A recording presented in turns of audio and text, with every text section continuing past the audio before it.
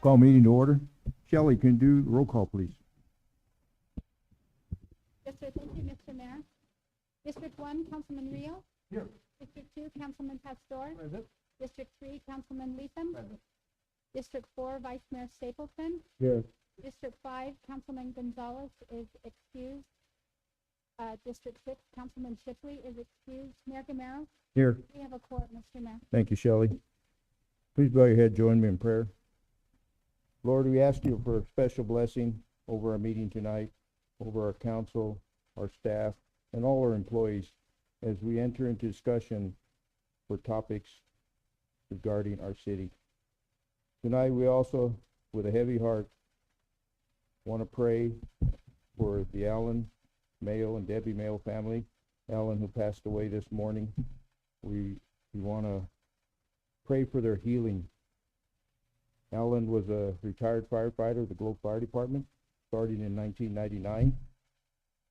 Allen was always ready to do things, always respectful, never bitter. He was a team player, wanting to do things that were good, not only that were good for this department and not just him. He was a true meaning of the brotherhood of the fire service. If we could take a moment of silence for Allen Mayo.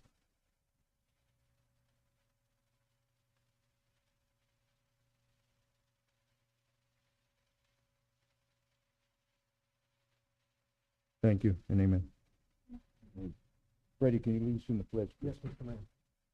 I pledge allegiance to the flag of the United States of America and to the republic for which it stands, one nation, under God, indivisible, with liberty and justice for all.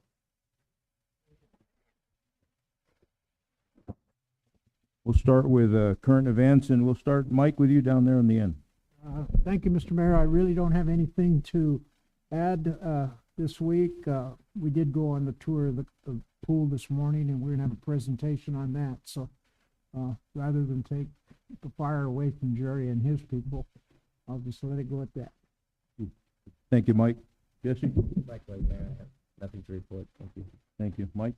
I just have some upcoming events coming up. Nothing in the past, but there's several things getting ready to happen, especially at the Thanksgiving holiday. First of all, Wednesday, the day before Thanksgiving, at St. Paul's Methodist Church, there's a community dinner Wednesday evening from 5 o'clock to 7 o'clock. So if you can attend that, that'd be awesome. And then Thanksgiving Day, there's a few of them. Our Lady of Blessed Sacrament in Miami. That's Thanksgiving Day from 4 in the afternoon till 6:30. And then the Copper Hen, we're going to do it Thanksgiving Day as well, starting at 10 o'clock in the morning until 2, or until I run out of turkey, which I've done in the past. And then coming up on December 3rd, we have the Festival of the Lights at Best. So if you haven't attended that before, I'm sure everybody has, but try to check that out. That's really cool. And then, of course, we have the this year's Light Parade. That's December 10th. I don't have a time for that, but I think it's 6 o'clock. And again, that's really cool to see that. And then the week of December 12th, there's no specific dates, but the side-by-side buggy rides will be going through town. And I heard that the last time we had 230 side-by-sides running through town. So it's really cool. So if you own a side-by-side, it's fun. I do it. I think you do it too, don't you, Mary? I haven't done it yet. Well, come join All right. But it's a lot of fun. So that's all I have today, Mary. Thank you. Thank you, Mike. Freddie? Thank you, Mayor. I really don't have anything, but I do want to wish everybody, Mayor, Council, a happy Thanksgiving. Also to all the people here in the audience tonight, staff, Shelley, all the departments. Paul, I don't want to miss you as well, but I hope everybody can spend a happy and healthy and a joyous time with family. These are the in my opinion, the best times of the season, where we all get together and rejoice in all of the benefits and all the things that we've been able to work through. We've had some tough last couple of years, but I really feel like we might be able to get some kind of normalcy if there's such a thing anymore. But just happy Thanksgiving to all of you. Thank you, man. Thank you, Freddie. I also want to wish everybody a happy Thanksgiving, staff, public, council, this Thursday. I have a few announcements. I just want to comment, the city, Public Works, and the city of Globe for the amazing decorations downtown. They really look nice. City Hall, outside looks great. Thank you, Public Works. I saw them out there working and putting those decorations up. Also want to thank the fire department for their swift work in controlling the fire at the economy inn. We never want to see any of our businesses go down, but they were able to stop that fire. You know, common addicts and how they travel, and they were able to stop it. I think they ended up losing about 6 units, but there was many more that were saved. So I want to thank the fire department for that. Mike mentioned Light Parade on the 2nd is First Friday, so we'll come down and enjoy all the festivities for First Fridays. I think the buggies are going to be in there also that day. Yeah, along with the cruise, the downtown cruise. On the first Thursday, on 12/1, the science exploration, the library. Thank you, Rael, for giving us those updates on your schedule. And then I also want to mention the Fiesta Bowl Parade. And I'll read a little blurb that I had Regina Ortega, who's actually heading all this. Fiesta Bowl Parade, Globe, Arizona is going to be in the Fiesta Bowl. And that's because of the Globe High School Alumni Association, parents, and other partners. They're going to have, they were approved for a float. It's being built right now. And it's going to feature, one of the main features is going to be Globe's Governor Rose Moffett and her lifetime accomplishments. It's also going to highlight the unity and the pride and the legends that have come from Globe. It'll be on Facebook. Keep your ear open on it. Take a look at it on social media. I think they're looking for help, and I think possible donations and partners to make this happen. But I think the float is actually being built here in Globe, and then it'll be transported down to the Fiesta Bowl. I think it's going to be highlighted, and they're trying to get it ready for our light parade and give it a test run then. So Regina Ortega is a contact on that one. And that's all I have, Paul. Mr. Mayor, members of council, no, it's busy times, and everybody's getting ready for the holidays. We're real excited about that. This will be the second and last council meeting this year. Last meeting will be on December 13th. We had the pool tour this morning and the pool presentation tonight, and I think everybody's just getting geared up so we can get a nice, relaxing, enjoyable holiday and ramp up so we can just take off again, do it all over again, starting in January. So, Mr. Mayor, members of council, thank you. Thank you, Paul. And we have a new item in there, departmental updates. Correct. And so, so this is, and let me explain a little bit. You know, in making sure that we recognize our staffs and everyone that works for the city is something that I know is a priority for council, as we've seen already tonight. We had talked internally, and I wanted to take a second on the agenda to give everyone 5 quick comments about one each per department. When we talk about the city now, we're talking about police, fire, public works, admin, and development, and that's kind of the gist. Now we have subgroups under there. We have the clerk's office and finance and all that good stuff. But we're trying to get this. You know, it's grouped logically. So I wanted to go ahead and just give you 5 highlights from the past 2 weeks. And when I talk to Public Works, they're very excited about having their new decorations and getting them up. They're much easier to hang up. They're very proud of them, and they're looking good out there in the train also. So that's our update from Public Works.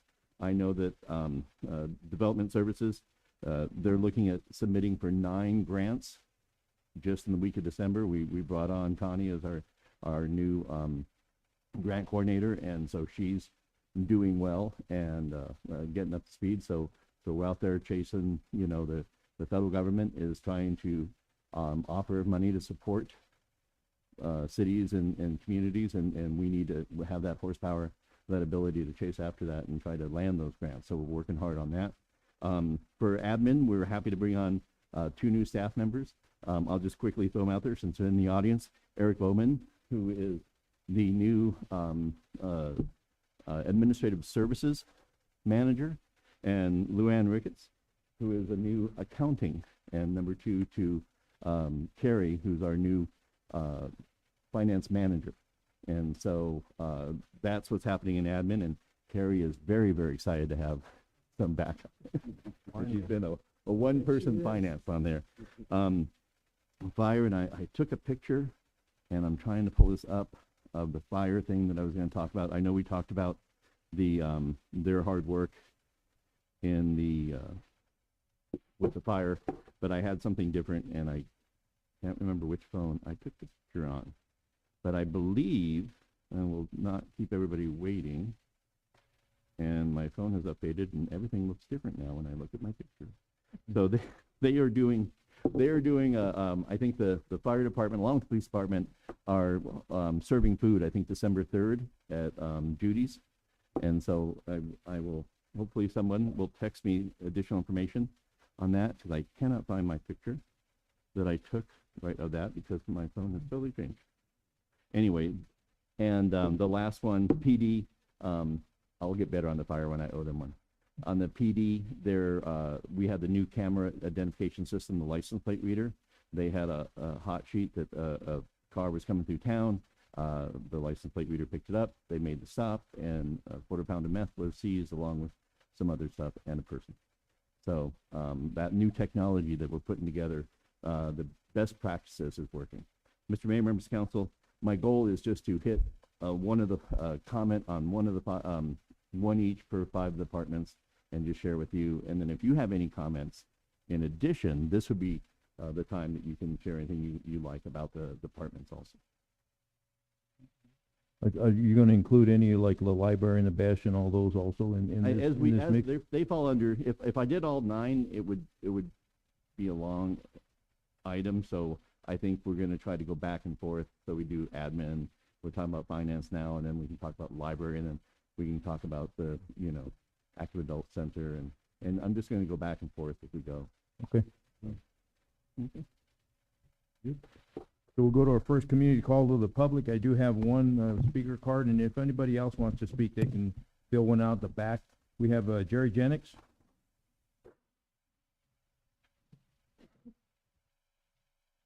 Thank you, Mr. Mayor. I'm Jerry Jennings, 8118 East Winchester Drive, Globe, Arizona. I'm here first to represent the former Cobra Valley Regional Aquatic Center, the group that was formed to try to work on pools and swimming in the community.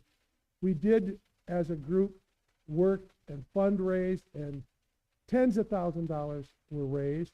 But at the end, when the city of Globe moved forward on the community pool, the aquatic center had some funds left. And so in the spirit of promoting aquatic activities, and especially in the spirit of promoting our youth and being involved in swimming and lessons, I was a member of that committee since its inception, back when Mayor Terry Wheeler put together an ad hoc committee, and we were trying to work on what's happening when the pool was considered condemned. And so one of my real goals as an educator was trying to teach our kids to swim. So the Cobra Valley Regional Aquatic Center, the former Cobra Valley Regional Aquatic Center, had funds left. I'm here tonight to present a check to the city of Globe for water activities, which include helping young people learn to swim, providing them opportunities, especially if there are some financially challenged young people that couldn't come otherwise, if there are costs associated with swimming lessons. I'm here to present to you, Mr. Mayor, on behalf of the Cobra Valley Regional Aquatic Center, $7,323.10. $1,000,000.17. So that's my first item. I'll be back to the microphone in a minute, but that's my first item.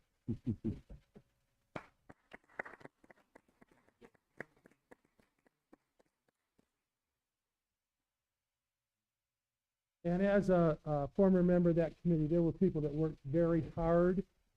Evelyn Vargas was our last president, and Sherry Dorothy from Miami. Several worked very, very hard, and some of us were there for a long time from the beginning. Paul was on for a while. It was a worthy effort in still promoting here in Globe and in the city of Miami, in the town of Miami, to try to promote. I always said, there is no way to absolutely drown-proof a person, but we want young people to know how to swim. That's an important life skill. Item 2, Mr. Mayor, members of the council, community members that are here, is on behalf of Globe Unified School District, I want to say thank you to those who supported the effort to get permission from our voters to use funds that the district already has to build a maintenance facility on BLM leased land out on Highway 60. The vote was about 71-29, and we were very encouraged that we didn't ask for any money. We know that might have made a difference in that percentage, but in not asking for any money, we do take that as support toward trying to hold on to that lease. So since that's been approved, our next step is to petition and appeal to the Bureau of Land Management for a longer term lease. Right now our lease is set to expire in February of 2025. Ask for a longer term lease and then present. I showed you a conceptual drawing last time, but to show them the concept and what we want to do and put a maintenance facility there with the potential for future school and community facilities out there. Tennis courts, perhaps on the west side of Highway 60, a park, pickleball, those kinds of things.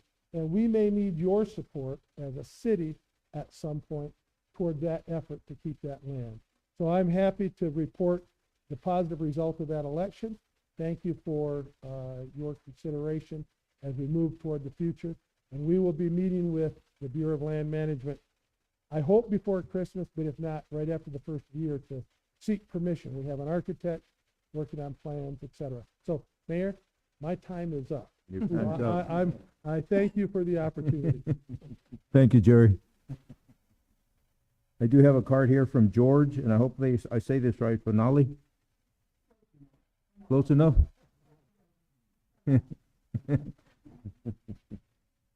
Gotta put the accent in it, huh?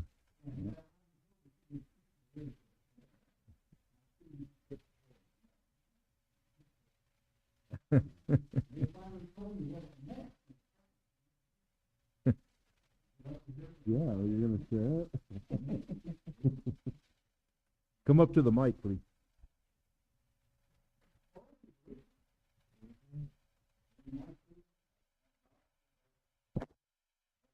Oh, by the way, my name is George Paul Finola, and I'm 8074 6-shooter Canyon. I hope the mask doesn't put you off. They told me it meant a guiding light, like a lighthouse. And since I was an instructor on the Learjet, it made sense to them. Those were happy days in Torino, Italy. Believe me, I was treated like a long-lost brother. I never knew that having an Italian-sounding name could bring me such benefits. But in Italy, it does. That's not the reason I'm here, gentlemen. I'm here on much more serious matters. I have been going to the Globe AA Center for about 20 years. And I've seen a lot of things come and go. Things recently have come to a point where I filed 2 written complaints to the city. There they are. If you'd like to see them, I can pass them around. About a situation with a pool table. Seems like a mundane thing, doesn't it? But let me put forth that a pool table is not just a pool table. It's an exercise machine. And for senior citizens, we need to get up, walk around, talk to each other. And we have a beautiful pool table at the Globe AA Center. But you know where it's at? Buried in the back among boxes, rummage, rubbish, next to a big TV like that that's blaring 50-year-old music. Can't bring a drink, you can't put any food back there. An environment that would not be attractive to a pool player. There's boxes underneath it. Many times, I have pictures if you'd like to see in the box back this high. Sign that was over the Globe Center, that big, and laid on that pool table for weeks on end. Like there was no place else. I mean, you can know that building, large, a lot of room there. I can never understand why the pool table has to be a repository of rummage sale rubbish. So, I believe that a pool table is a very beautiful thing. It is a socializing event. And if it were repositioned somewhere, other centers have it repositioned more in a central area where people can enjoy it, get together and talk and socialize, get up, exercise. It's a positive thing. And I know of no more beautiful pool table in the area than the one at the GAAC. And I think that a big improvement would be to have that pool table relocated somewhere in that vast area. And also take care of sticks that are in very poor condition. I mean, there's no excuse having a beautiful piece of furniture like that, sticks not being in repair, located among rummage sale rubbish. I mean, if you aren't having a rummage sale, you're preparing for a rummage sale down there. So one reason or another, and also it's not far from the office area. So if 2 or 3 or 4 of us get together, talk, which is natural. If any of you ever play pool, you're going to make a little noise. Well, there's going to be a complaint because you're so close. You're only from here, maybe to that door away from the office. So the entire situation can be rectified very easily, I think, by relocating the pool table. So this is what I request be done. That's item number 1. Item number 2 is the Wi-Fi. You know, the Wi-Fi is a beautiful tool. And as a senior citizen, I do a lot of research. My background is in aerospace. And I really enjoy a good Wi-Fi. There's another center at the other end of town where there's always a good pool table available, and there's always Wi-Fi available. But somehow at the GAAC, the Wi-Fi is in and out, in and out, in and out, unreliable. So you never know when you walk in, what are you going to have? Then you're forced to go somewhere else to do your research. Again, something that could be very easily fixed. Make the Wi-Fi work on a regular basis. Okay? Now, the big TV, the size of this. A beautiful technological tool. I'm an electrical engineer by training. I know what things like it. And all that's played on is 50-year-old music, day in and day out. Now, I don't know about the rest of the senior citizens. I suspect they have done amazing things in their life. I know I have. And we could be teachers, instructors, and so could they. A lot of them have been auto mechanics, construction, I've been an engineer. That could be utilized much better for education, good movies. I can think of a number of things. Rather than listening day after day to 50-year-old music, same songs every day at high volume, so that people just sit there in a daze. What few come, and the patronage is not that great there. For the size of that building compared to the other center, there are very few people that go there anymore because it's not inviting. When you look at, like we're in pool table, it's hardly any place to sit down. And when they're done with lunch, they clean the table, and everybody's out of there by 12:20, even though it's open with food.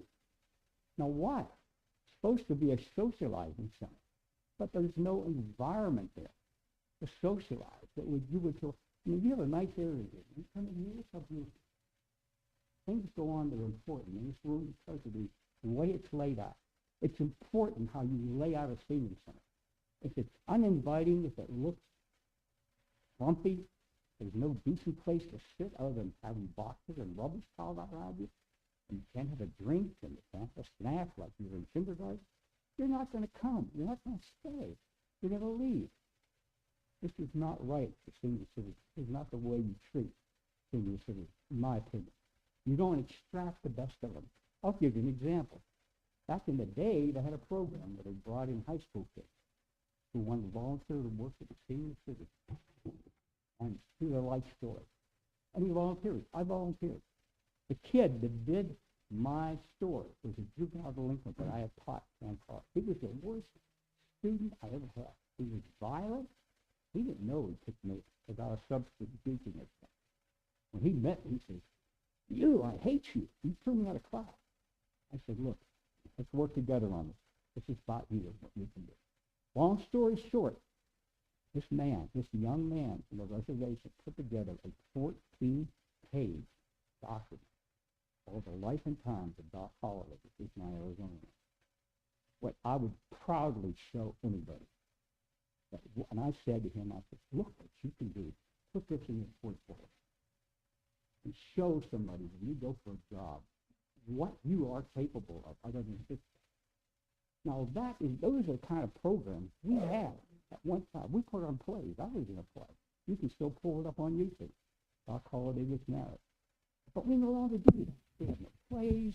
We don't coordinate with the young people. We don't have a reliable working Wi-Fi. We have a pool table that's shoved off among rubbish. And it goes on. Mr. Finelli, I hate to interrupt you, but your time limit is limited and called to the public, and we as council can't respond to you.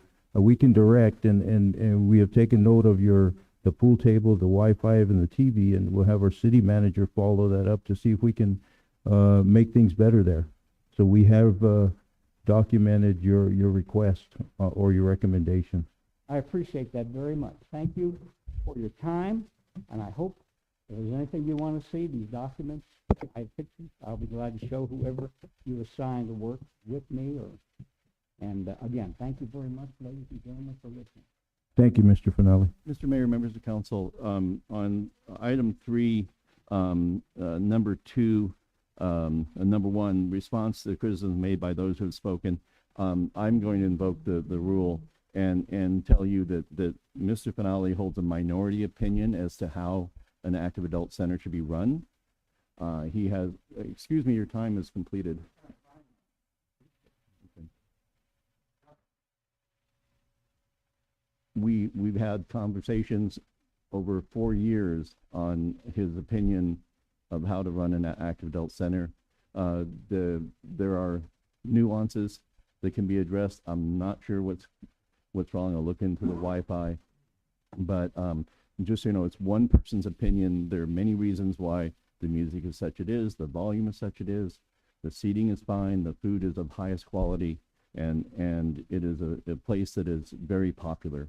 And so I did not want to let this meeting go on without making those statements. That Tammy does a wonderful job down there, and we will continue to work with him. But just for the record, on YouTube, in front of council, those criticisms I think are unfair in one man's opinion. So, Mr. Mayor, members of council, thank you. Okay. Any other comments? Any other on phone or email? Phone.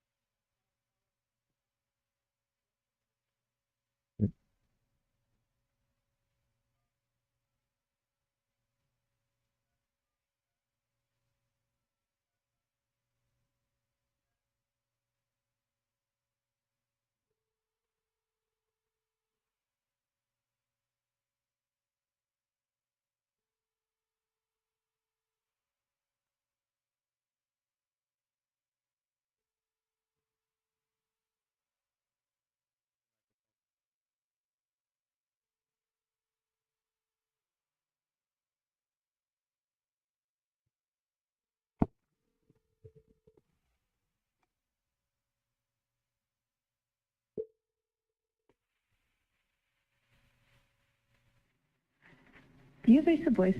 Yeah, the text, the information I got it direct from her, and maybe we can try her on second call to the public if you're not answering at this time.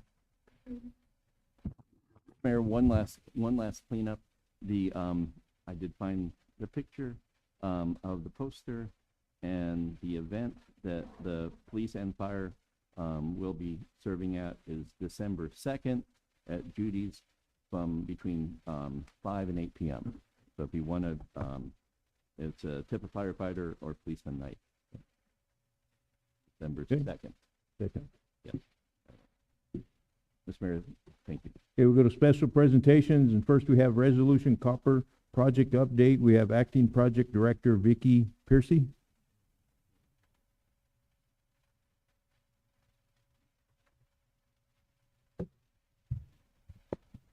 Good evening, Mayor, City Council of Globe, and everybody in the audience. Thank you so much for having us here tonight. I'm just going to provide a very short project update. I've got a couple of members of the Resolution Copper team here. I've got Anna Vargas, probably very familiar to lots of people, and then I'm delighted to welcome back Dave Richens, who will be our Senior Manager of Communities and Social Performance. So just wanted to give, really honestly on behalf of the 300 people that come to work every day and depend on a job at Resolution Copper, thanks to the City of Globe for your long-standing support of the project and of mining. We wouldn't be here today without you. The majority of our 300 employees live within a 40-mile radius, so really largely from the Copper Triangle, from San Carlos to Globe to Miami, Hayden, Kearney, Winkleman, and the town of Superior. And so, partnerships with local communities is a really big deal for us, right? We want to make sure that we have a presence in the community and we're doing things that are very meaningful. So I'm happy to say that in the last year, we've spent quite a bit of time with a number of groups and organizations. The Chamber, with longtime partnership with the Chamber here in Globe. We've done a lot of work on workforce development. Obviously, diversification of the economy is a good thing. I don't know if anybody tuned in to Arizona Highways segment this Saturday. Resolution Copper supported it, and it was a feature on Globe and Miami. One Art as well as the Wagon Vineyard were specifically featured in Globe. We have a multitude of multi-year partnerships from the robotics with the Globe High School. We've done actually scholarships with them as well. 3 high school students got scholarships from Resolution Copper this last year. And then a multi-year partnership with the Gila House. So we have a very big program on family and domestic violence. And so we're really proud to be, a partner with them and bring a much needed service to the broader community. A little bit of an update on where we're at. You're probably wondering. And so I think everyone's aware that we're waiting for a final environmental impact statement to publish on the project. That is just a disclosure of all the impacts and the benefits and how the project was changed and mitigated. And this has been something where I'd say the Copper Triangle communities, many tribes, local groups and organizations have participated in good faith for almost a decade to shape the project where it is today. And the Forest Service, the incoming Biden administration, did a re-review of the EIS. And so that has largely come to a close. Tribal consultation also formally has come to a close, and we are hopeful that the EIS gets published in 2023. Once that happens, we already have approval from the project owners, Rio Tinto and BHP, to invest and get started. So the first thing that we would be doing is reinitiating drilling. It's in the same drill pads that we have been for probably the last 15 years, as well as something that we call mine access and underground development characterization. So we'll be changing up the shafts, number 9 and number 10, and then doing an underground characterization series of tunnels at depth, and then collecting data to inform the ultimate block cave design. That'll be a program of work that is hundreds of millions leading into 2 billion, and a lot of economic activity, but you really won't see anything on the surface.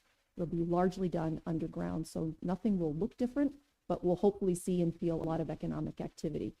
Really big opportunity for us to focus on local hire, local employment, local procurement, right? So continuing along the path that the project has been on already. So we're excited about that. We're ready to go. I wanted to focus a little bit more on water, and I think I can work this.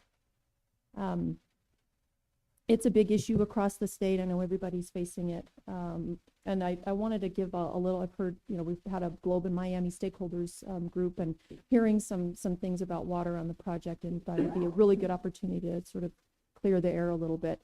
So the our water is going to, we purchased surface water a decade ago, and we've stored it as groundwater about 30 miles from Superior, kind of in and around the New Magma Irrigation and Drainage District. So we will recover that water and pump it up to the project. So that's where the majority of our water will come from. Our mine is actually going to use the least amount of water in gallons per pound of copper than any other mine in Arizona and across the country, about 4.5 gallons per pound of copper. The reason, really two reasons for that. One, we're underground, so the amount of surface disruptance is really, really low. Not a lot of waste rock, not a lot of open pit, right? No waste rock, no open pit to have to dewater and manage. The other thing is new technology. So the majority of water from mines today often gets consumed in tailings. So when that tailings goes out, it takes the water with it. And so percentage of solids are probably somewhere around 55% conventional.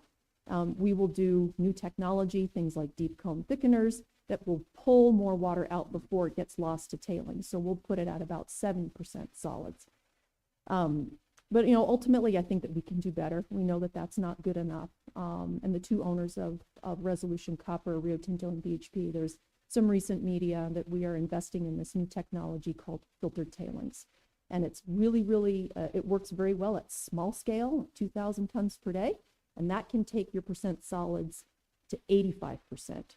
Only 15% of that is water, so you're really able to recover and reuse as much as possible. So it's about scaling it up to bigger size, which is where most copper mines are. So we're investing in that today. It's going to take us a number of years, but we believe we'll get there. If we can get there, we're probably around 3 gallons per pound of copper, which is very, very low.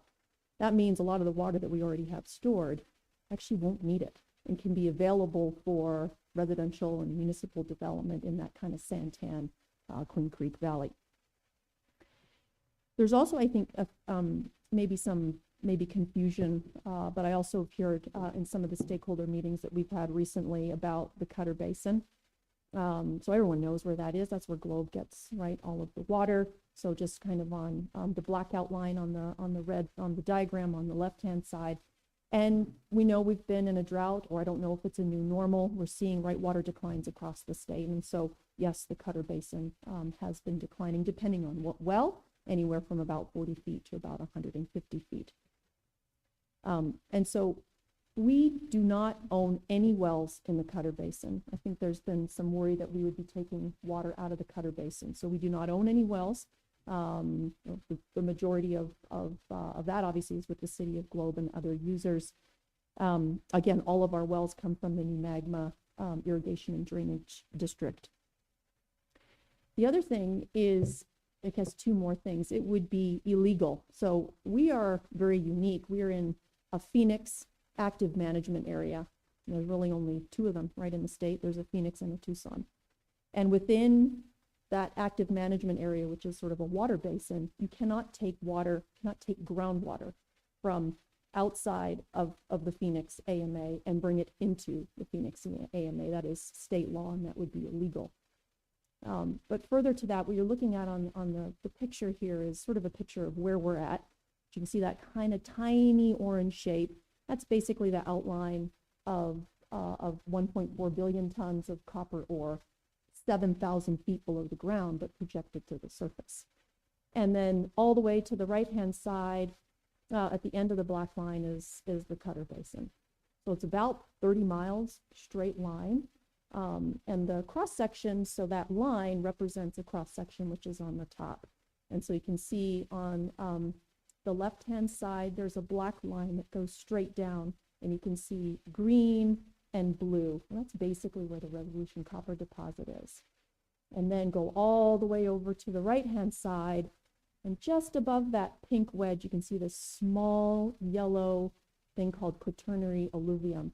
That's the Cutter Basin. That's about 1,000 feet deep in its center, so it's quite, far away. And in between that is faults and structure in the Pinal Mountains. They're in completely different geologic units. It would be physically impossible for any of our dewatering to impact the Cutter Basin. Not only would it be illegal, but it is physically impossible to do so. So I just wanted to provide a little bit of that. And again, thank you, Mayor and Globe Council and everybody for giving us the opportunity to say a few things tonight. Any questions for, Vicky? I have Go ahead, Fred. So, regarding the AMA area, and knowing that it's illegal to take water from one AMA into, or outside the AMA and bring it into another, are there limitations within the AMA on water usage? Yeah, so you can't bring water, groundwater, into or out of AMA boundaries. But yes, and upon recovery, you have to understand what your impact would be on other wells and other users within the area that you're going to recover, right? And so that's part of Arizona Department of Water Resource permitting process. So at some point, we'll have to go through that process in addition to other state permitting, and there's limits on how much drawdown you can impact on other wells that are in a certain vicinity of where your drawdown is going to be. And are those, if I can follow Go up, ahead. No. are those calculations discussed with Department of Water Resources, or is it already a set marker? So the Arizona Department of Water Resources will look at your application for a well, how much you want to pump. They're going to do a drawdown assessment, so how much water you're going to draw down, and then they're going to look at what that cone of depression or drawdown in a radius, sort of lateral distance away from your well. And then they're going to look and see, so it's a model. They have the model. It's pretty standard. And then they'll look and see who has wells within that drawdown radius and how far of drawdown. There is a limit. I can't remember what it is. It can't go more than a few feet, but I can't remember what that is. Yeah. Okay, so it's based on the application. Yeah, and you can't take other people's water, right? So if that user has a right to some amount of water, you can't take their water. And at that depth, will you have, I mean, I take it there's bodies of water, it's, your mining operation is 7,000 feet, somewhere around there? That's right. So the base of the mine is at 7,000 feet. Our ability to mine, like all other mines, is dependent on our ability to remove water away from those workings to keep it safe. So every drop of water, water that we remove today gets treated and sent to farmers out at the New Magma Irrigation District, and we put 6 billion gallons in the water. That means they do not pump 6 billion gallons. So we've seen water kind of come up. The 300,000 odd acre feet of surface water stored as groundwater has also, the way that works is farmers pull from the canal, and so they don't pump groundwater, and so we've seen groundwater levels come up. So when you go to recover it, it goes back down to where the groundwater level is. So it's supposed to be net zero impact. Okay. Yeah. Interesting. Thank you. You're welcome. Vicky, thank you very much for your update. Thank you. Thanks for your time. You bet. Next, we have a community center pool rehabilitation project update.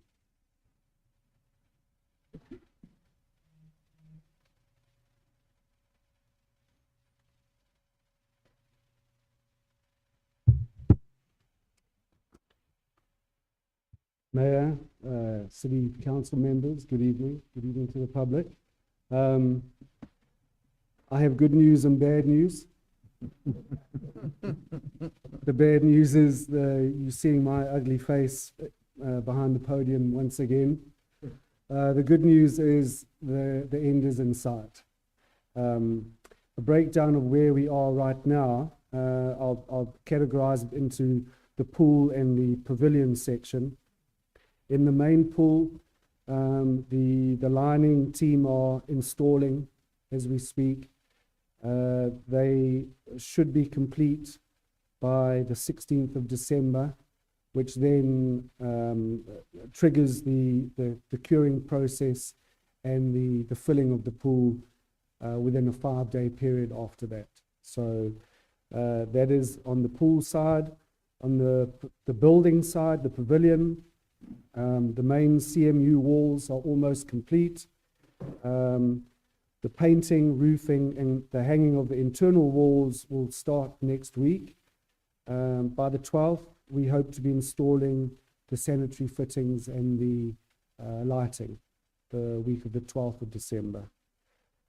The delays are still due to, I think, limited resources in terms of our pool subcontractor, who we are very tied into.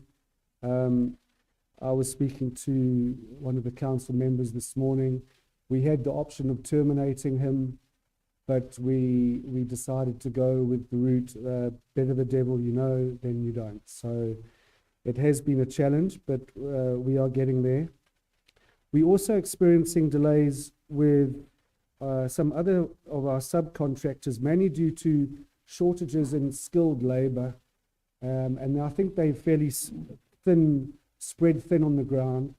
So what should be taking a week is taking 2 weeks. What should be taking 3 weeks is taking 6 weeks. It has a vast knock-on effect. But as I say, the delays are being managed. One of the mitigating factors and the shining lights in the delay, could I say, it's also given us an opportunity to stand back from the project and view it in a different light and see options that we perhaps overlooked initially in our haste to get things finished.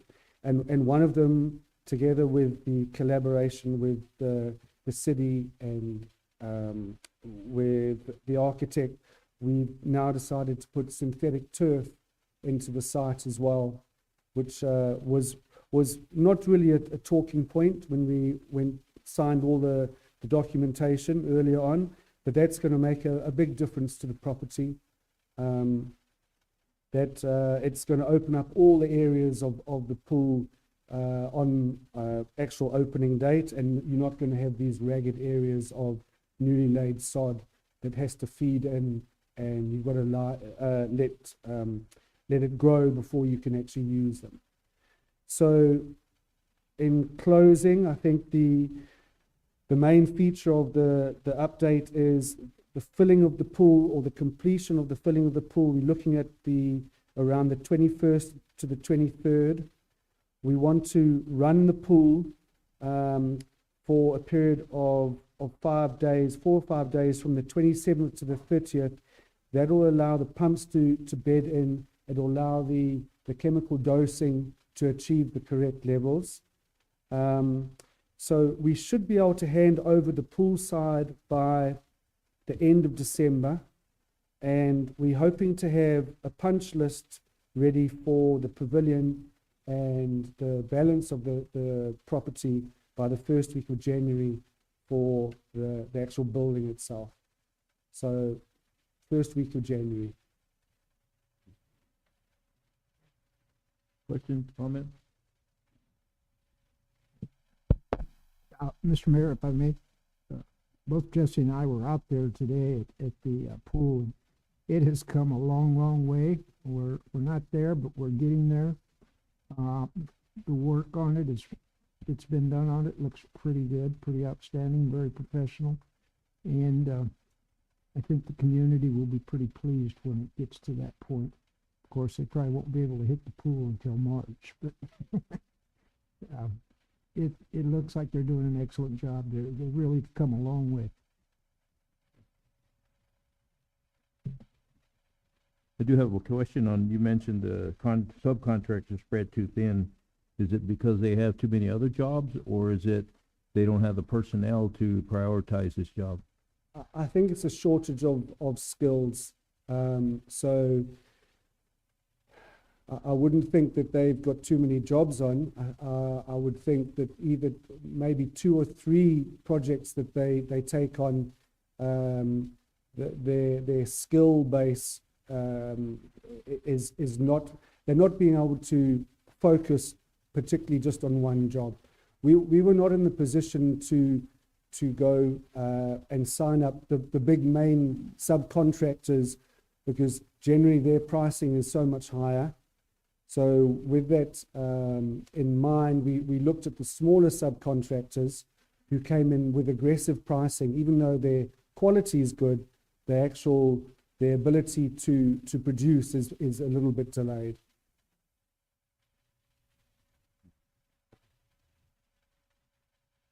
Okay, Freddie? Yeah. So with that, do you anticipate this is gonna be what you're gonna be dealing with throughout the end of the project? The shortage of skilled work? No, we at a stage now where firstly the liner is like a key installation. We have one team there from out of town. They're staying in Globe. They'll just be focused on putting the liner in. We have a contractor who is doing most of the internal hanging of the drywalls. We have him on board. That's Ryan, from CDX. Tim from EarthQuest and Walter from NDC. They've always been connected to the project. They've always given 100%, and they are literally only on a critical path once we can complete the block work and the wet work in the building. So I don't foresee any more problems, going along in that line. Thank you. Good luck. Thank you for the update. Mr. Mayor, members of council, just a real quick, I was speaking with the two technicians that are doing the liner, and it's very detailed. It's craftsmanship and how they lay and cut that. There's the cement, the padding, then the liner. There's a tool that runs along the seam and vulcanizes it. At the end of the day, this is going to have one big, seamless, welded together, not glued. It's glued down, but welded together liner that looks durable and should not leak, even if cracks develop or whatever happens as a natural happens. I mean, it really looks like a good solid solution from what we feared before when the leakage was a problem before. That was my biggest concern, that we don't get in the same trap that we were before with losing water out of that. With all the technology that they're using, it seems solid. So just my comments when I was out there today. Mr. Mayor, members of council, thank you. Thank you. Next, we have the consent calendar. Matters listed on the consent calendar are considered to be routine and be enacted by one motion and one vote. Public hearing items are designated with an asterisk. Prior to consideration of the consent agenda, the mayor will ask whether any member of the public wishes to remove a public hearing item for separate consideration. Members of the council and/or staff may remove any item for separate consideration. We have item A, consideration of waiver of section 2-4-10 prior discussion rule to allow action on the balance of the consent agenda. 1, accounts payable, $360,985.59. Consideration of approval of council minutes, November 8th, 2022 meeting minutes. Consideration to appoint Jeanette Herrera to the Planning and Zoning Commission, and consideration to approve the 2023 Globe City Council meeting calendar. Is there anybody from the staff, the public, or council wishing to move any one item for separate consideration? Mr. Mayor, we heard from Jeanette Herrera this afternoon, and she'd like to withdraw her application for the planning and zoning. She's interested in another committee. Okay.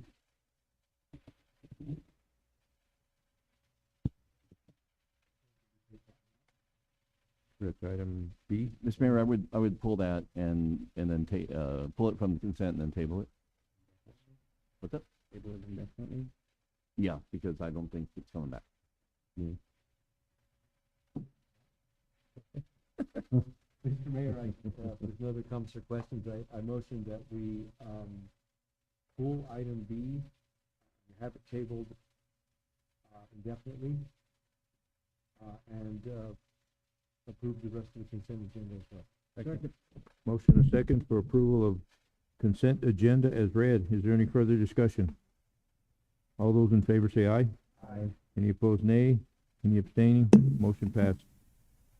New business, item 6A, Culver Valley Center for the Arts update presentation, request to approve bed tax distribution for the first quarter for the fiscal year 2022-2023 in the amount of $14,970.28 from account number 10-51-51925, General Fund Community Organization, Culver Valley Center for the Arts.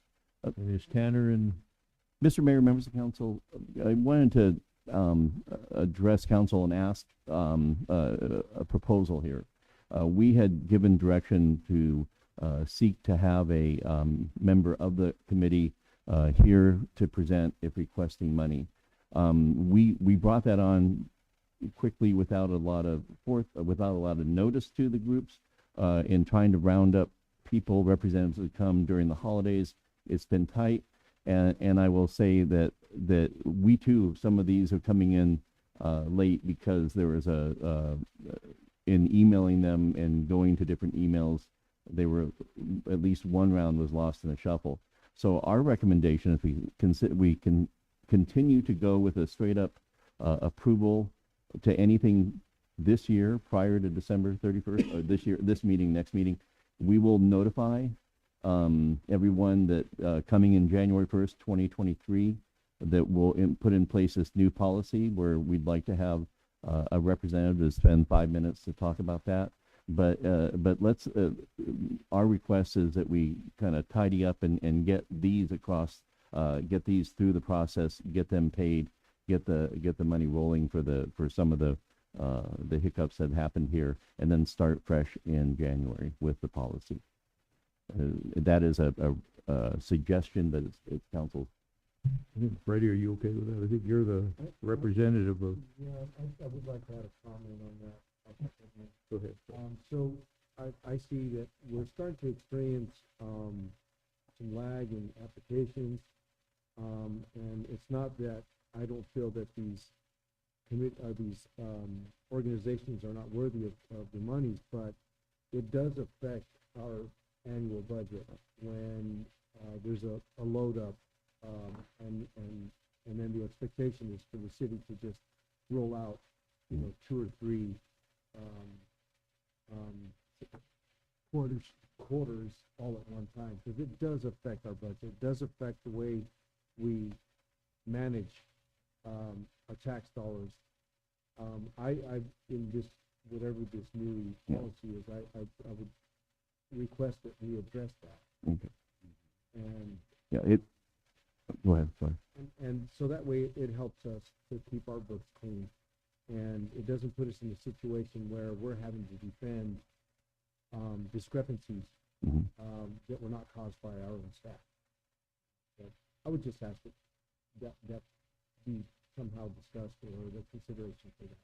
Mr. Mayor, members of council, Councilman Rios, I think we put that directly into the notification that by going where they bring 3, 4 all at once and especially from the prior year, anything older than fourth quarter is going to affect our audits because the money is not moved properly. And so we definitely will be making that point when we address those bed tax organizations, that it's not, it's an impact on the city and our financial standings.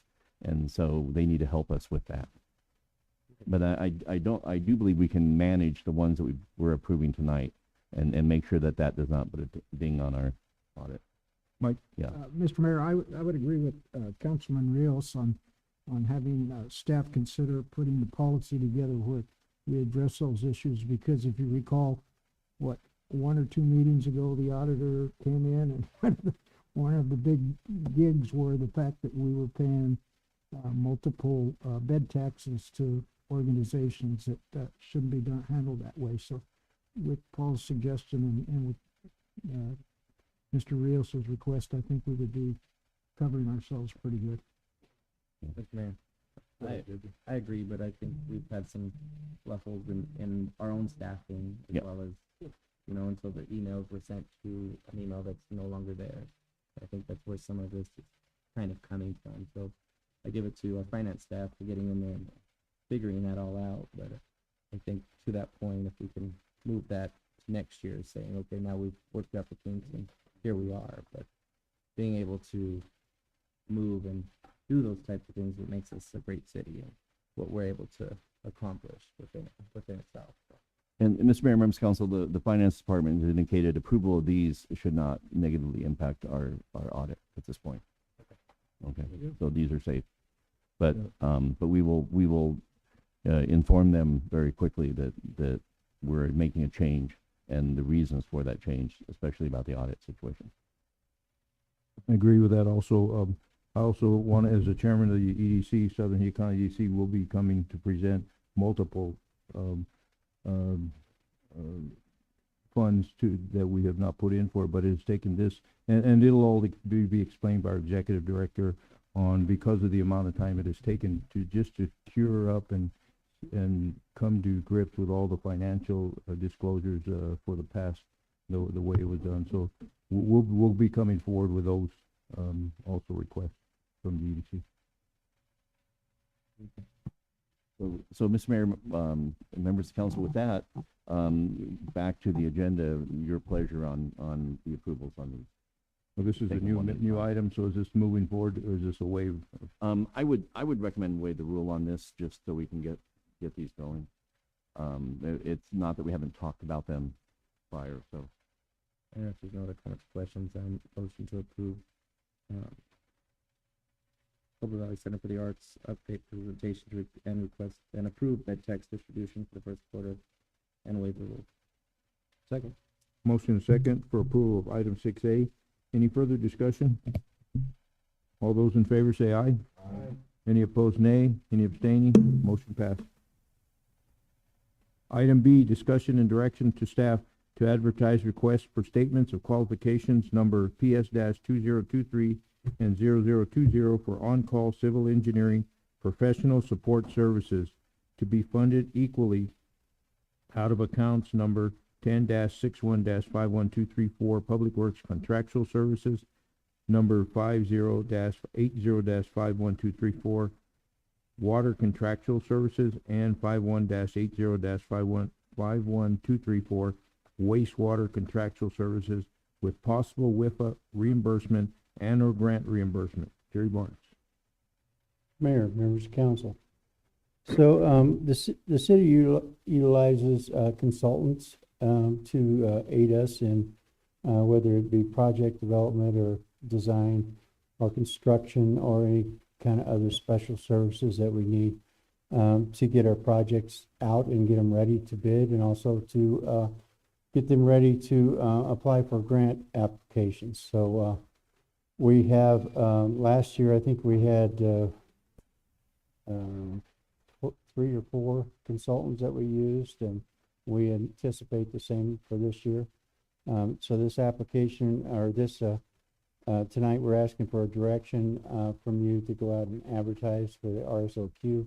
And then when we make our selection, we'll be coming back to council to ask your permission to sign contracts with the selected people.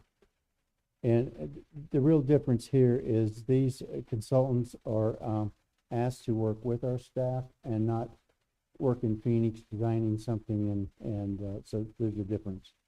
So Rick Powers is one of our on-calls, so he comes up to the office and he's there almost every day, so. Any questions? Jerry, is there a limit for each one of these contracts? $80,000.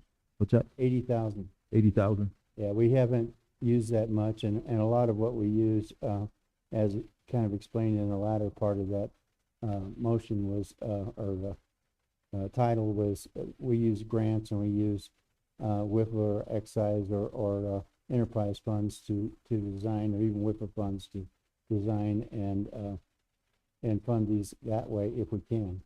And if we can't, then we fall back on the line items in our water, wastewater, and public works. Any other questions? Ready? Jerry, so I know that we have some other contracts out there with, for contractual services. Are these overlaps, or are some of these more specialized than others? So what we do is we'll put out an RSOQ for qualified engineers, and we interview them. We determine their specialty and write that scope within the contract. And so, for instance, some of our consultants are more geared towards utility design than others, and some are geared towards transportation design. And then we always have those administrative and grant applications. Rick helps me on grant applications as well. He's very talented there. So we And there's always that item at the end that says, and other assignments as required. Duties assigned. So, but you're right, Councilman Rios. There's a lot of specialties in what we're looking for out there. And we wouldn't want to hire all transportation engineers. We wouldn't want to hire all utility engineers, because then we wouldn't have the flexibility to range outside of that, so. So does this take a vote or it's just permit, it'll come back? Yes, Just direction to go out to advertise. because we will still have to come back to council for the approval of the contracts themselves. Do we, So it's probably gonna be the 24th of January before we come back with, okay, yeah, Contract. so no need to waive the rules, because they'll be coming back once we've made the selection based on qualification. yeah. Okay, Mr. Mayor, I'd make a motion to direct staff to advertise requests for statements of qualification number PS 2023-0020 for on-call civil engineering professional support services to be funded equally out of accounts 1061-51-234, Public Works Contractual Services, 50-80-51-234 Water Contractual Services, and number 51-80-51-234 Wastewater Contractual Services with possible WIFA reimbursement and/or grant reimbursements. Okay. Motion and second for approval of item 6B. Any further discussion? All those in favor say aye. Aye. Any opposed, nay. Any abstaining? Motion passed. Item C, discussion and direction to staff to advertise requests for statements of qualifications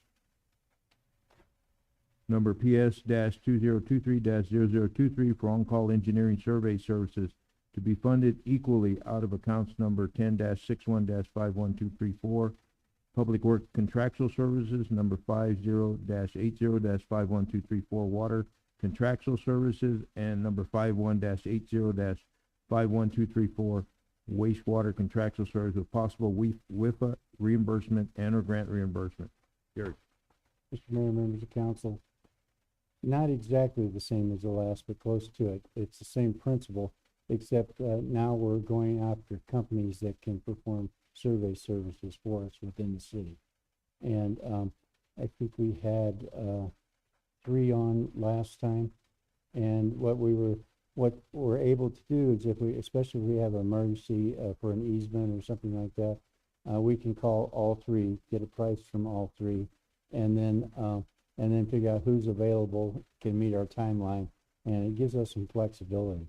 Where if we had something like a right-of-way dispute or an easement dispute or even a temporary construction easement, we would have to go out to bid, and it would take us close to 2 months, 3 months before we could come back to it.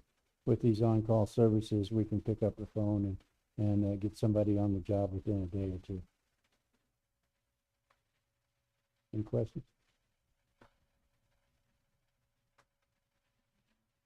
No questions? No questions. Mr. Mayor, if there's no questions, make a motion to direct staff to advertise for statements of qualification number PS-2023-0023 for on-call engineering survey services to be funded equally out of accounts number 10-61-51-234 Public Works Contractual Services, number 50-80-51-234 Water Contractual Services, and number 51-80-51-234 Wastewater Contractual Services with possible WIFA reimbursement and/or grant reimbursements. Second. Motion second to approve item 6C. Any further discussion? All those in favor say aye. Aye. Any opposed, nay. Any abstaining? Motion passed. Thank you. Thank you, Jerry. Item D, discussion and consideration to approve ordinance number 884, which will amend Article 3-2, Section 3-2-11 and 3-2-12 of the Globe City Code. Shelley, can you read ordinance number 884, please? Thank you, Mr. Mayor. Ordinance number 884, an ordinance of the City of Globe, County of Gila, State of Arizona, amending the Globe City Code, Article 3-2, modifying Section 3-1-1, striking Section 3-2-11, Chief of Police, and Section 3-2-12, Fire Chief, repealing any and all other ordinances and parts of ordinance in conflict therewith. Is council pleased with that reading? Yes, And Mr. Mayor, members of the council, I think we have Lavera Shelton on Zoom here to our HR consultant. I think she is. There she is. Lakoya, how, can you hear us, Lakoya? I don't. Can't hear you. No, okay, we're not hearing you. Let's see here, and we're checking the volume. Try it again. No, we're not hearing you there. You're not muted or anything? Let's see here. See if we can. And Danny's working on that as we speak. So just hang on a second. Danny do his magic.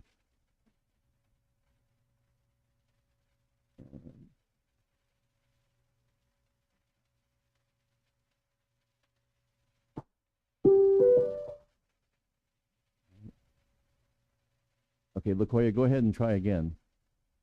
Okay, can you hear me now? Yes, now we can hear you. Yes, ma'am. There you go. Very good. Okay, Lakoya, we're just getting started, and so, Mr. Mayor, I'm going to do a brief presentation and then ask Lakoya to fill in on one area and then have the discussion. So, Mr. Mayor, members of council, our code, our city code, right now has city officials, city officers, and two of those currently are the police chief and the fire chief. Now we have the magistrate, town manager, the city manager, magistrate, city clerk. Those are very common and in the right place, should be that way.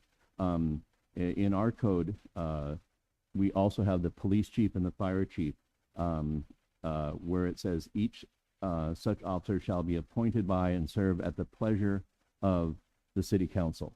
And the discussion tonight is whether that is the best place for them to be hired and fired by the city council or be merit employees under the city manager's other employees are. Since I have been here, I have always operated as their direct supervisor and their direct reports to me, and that has worked well.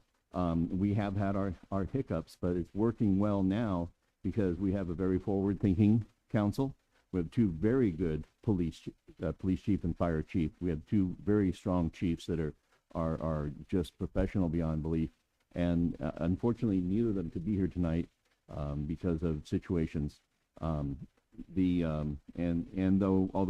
we've had some hiccups even during the time that you may remember on the police side. The system works good. It works fine if the players are always of equally high quality. Council, manager, chiefs, we make this work. But the structure is something that has pitfalls if not all that is true. Someday in the future, as it has been in the past, there may be changes that come that we may go, okay, we see the problem with this structure. While things are running well, I think this is the time that we should take that discussion and decide if it's the proper time to make this change while everything's functioning and pretty much lock in what we've been doing this way for the past 4 years. Okay. Our current situation right now, the police chief or the fire chief can be dismissed, fired by 4 votes of the council. If they're put on the agenda and 4 out of 7 say we want to terminate, that's it. That's how the code works. They have no merit protection. Other employees are under a merit program. Once they have probation, they have property rights to the position. They have due process, so that if there is complaint that is brought forward, it is handled in a certain way. We deal with all the attorneys. They have the right to appeal any questions about that. And it's progressive discipline where you have first write-up, second write-up, a verbal, first, second, third. And so it would be, it protects them from any type of I'm just saying that it's not up to the city manager to singularly decide whether they stay or go. It is a process just like any other employee. So if the situation was 4 members of council took offense to actions taken by the fire chief or police chief, or they just got stuck in a political situation, and somehow they were taking the brunt, there's a fairness issue.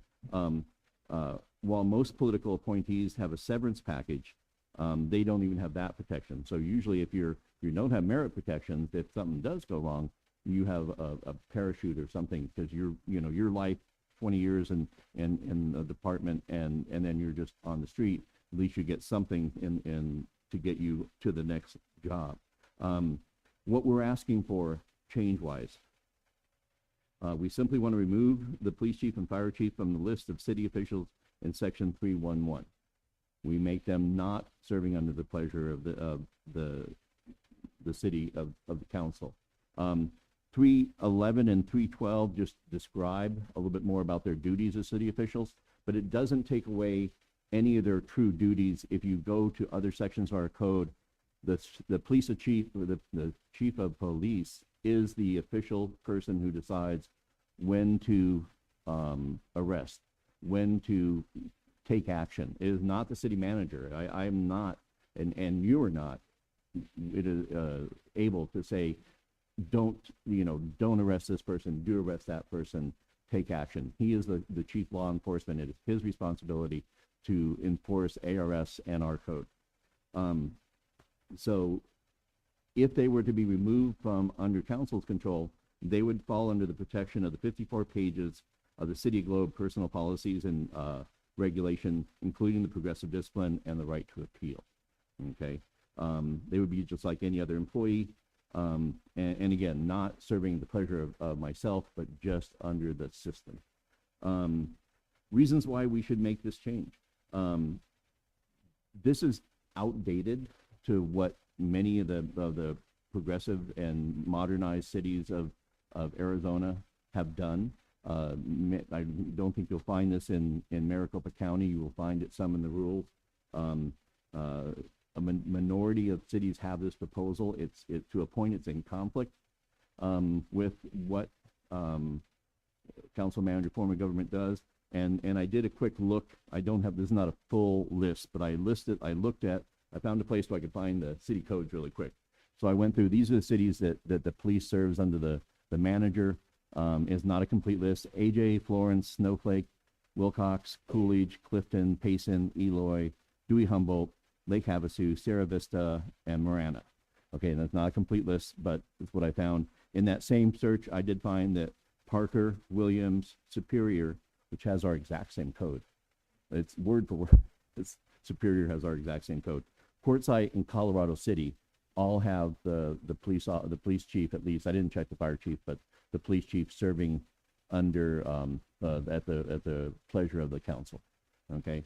I also wanted to ask LaCoya to talk about how this kind of differs from the path we've taken in the past couple of years. LaCoya, your general comments about how this, your thoughts on this change and how it fits into what we've been doing. Yeah, thanks, Paul. As a good evening, Mayor and council members. It's very nice to see you all again. It's been a while, so thank you for the time to share these thoughts. As Paul mentioned, it is likely outdated language. The prevailing model among most cities and towns throughout the state of Arizona is to have those positions report to the manager, and it is because council members are legislators and not administrators. And having those positions report directly to the council puts the council in an administrative role, having to make administrative decisions that are the charge of the manager, such as the recruiting process, managing obviously the performance of the day-to-day, the outcomes, and, whatever accountability measures are put in place. And then, of course, any corrective action up to including up to and including termination. All of those things are those operational needs, those are those administrative tasks that are, associated with the manager. So having those positions report to the council, it does conflate the two roles, if you will, of the legislator and administrator. It places the council squarely in the middle of those administrative operations, which should be under the responsibility of the manager, who oversees obviously all of the other positions in the city in that manner. So the model doesn't quite align with that council manager form of governance, as Paul mentioned, because again, it conflicts, it places the council in a role of having to manage those operational aspects. So that type of it's called a matrix reporting structure, when you essentially have an individual reporting to two different areas, two different individuals. It's typically a structure that you find in very large, very complex organizations, usually those that are producing some types of products. And in order to ensure the expediency of product development or quality control, quality assurance, it's necessary for incumbents to report maybe to the functional area as well as another area like sales or service or something like that. But again, it's usually found in those types of organizations and for those reasons. So I'll pause there. I know Paul shared a lot, and then I'm adding on to that, so I'll pause there for questions or the discussion that you'd like to have. And anybody have any questions? Nope. I do have a question, Mayor. Go ahead, Jeff.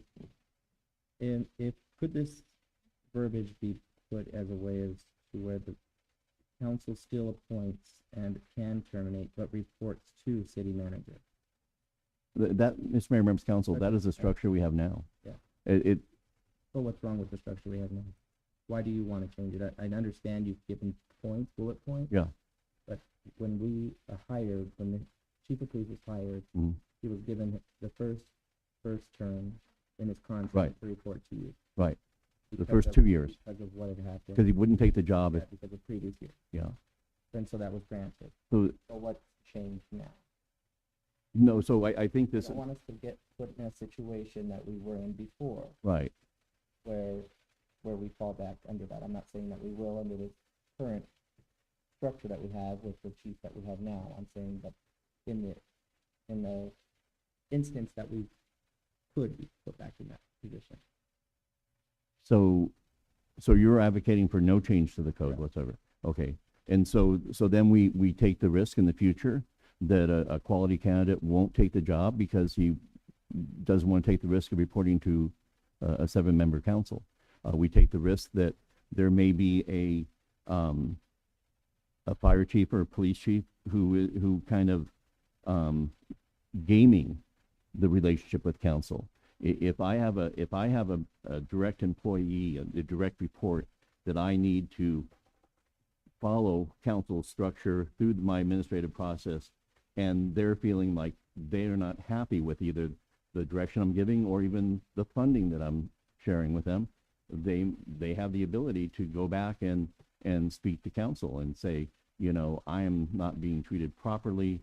I am not, you know, I'd like you to put your finger on the scale and work with the city manager to get him to comply. And so you have a person working to 2 different people. No matter how hard I work to bring that employee into line, that person knows that I don't have the power to enforce and hold them accountable to the expectations. It is council.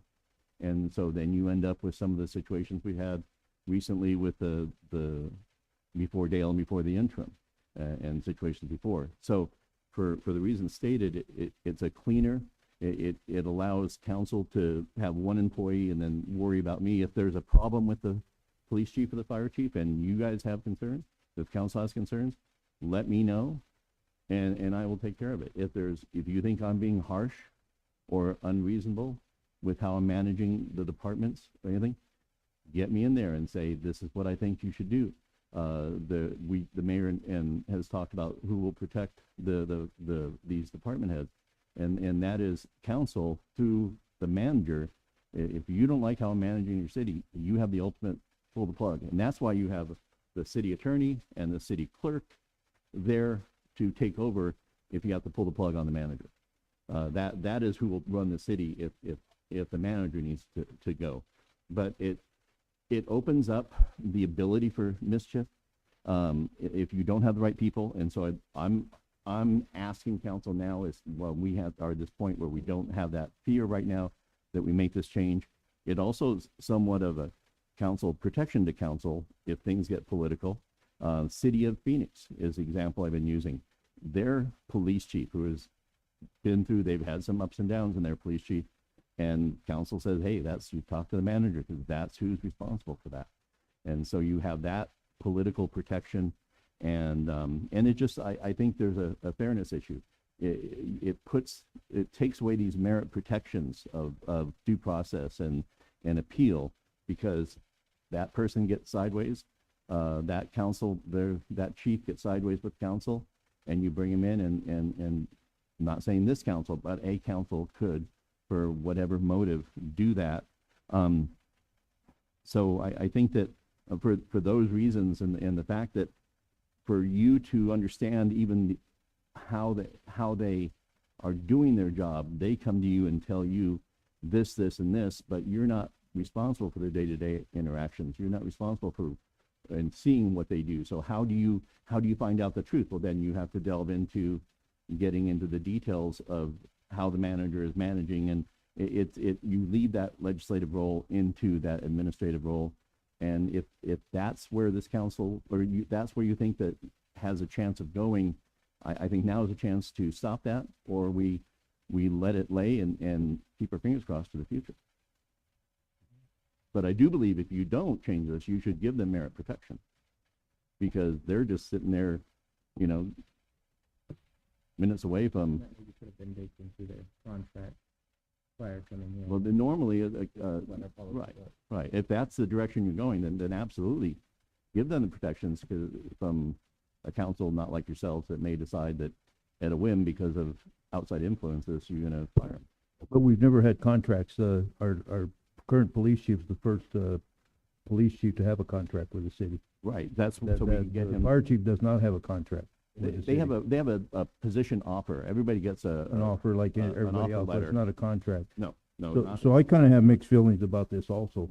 I don't understand why we're, and I understand we're trying to get in line with other cities, but I haven't seen where it has caused any issues with this city. I worked under that same city code for 18 years as a chief. I never got I did get crossways with council members, but I never felt threatened that I was going to get terminated for it. They knew, and I knew I got my directions from the city manager, although they were the authority hiring me and firing or at will with them. So I never had an issue with it. I have never seen an issue here with it, although I could see it could happen in the future. You talk about merit protection under the manager. If they go to under the manager, what merit protection do they have? Do they still have, you're saying all our other employees have merit protection. And that's my main concern. When you talk at an at-will employee, that's what bothers me. I've seen at-will employees terminated because it was a bad week that week, and those two individuals got into a discrepancy, and at will, you're gone.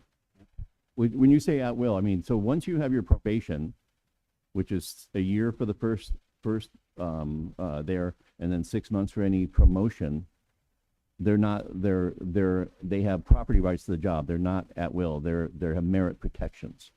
Okay. Policy, they then go back into a probationary period because. No, because they would fall into that.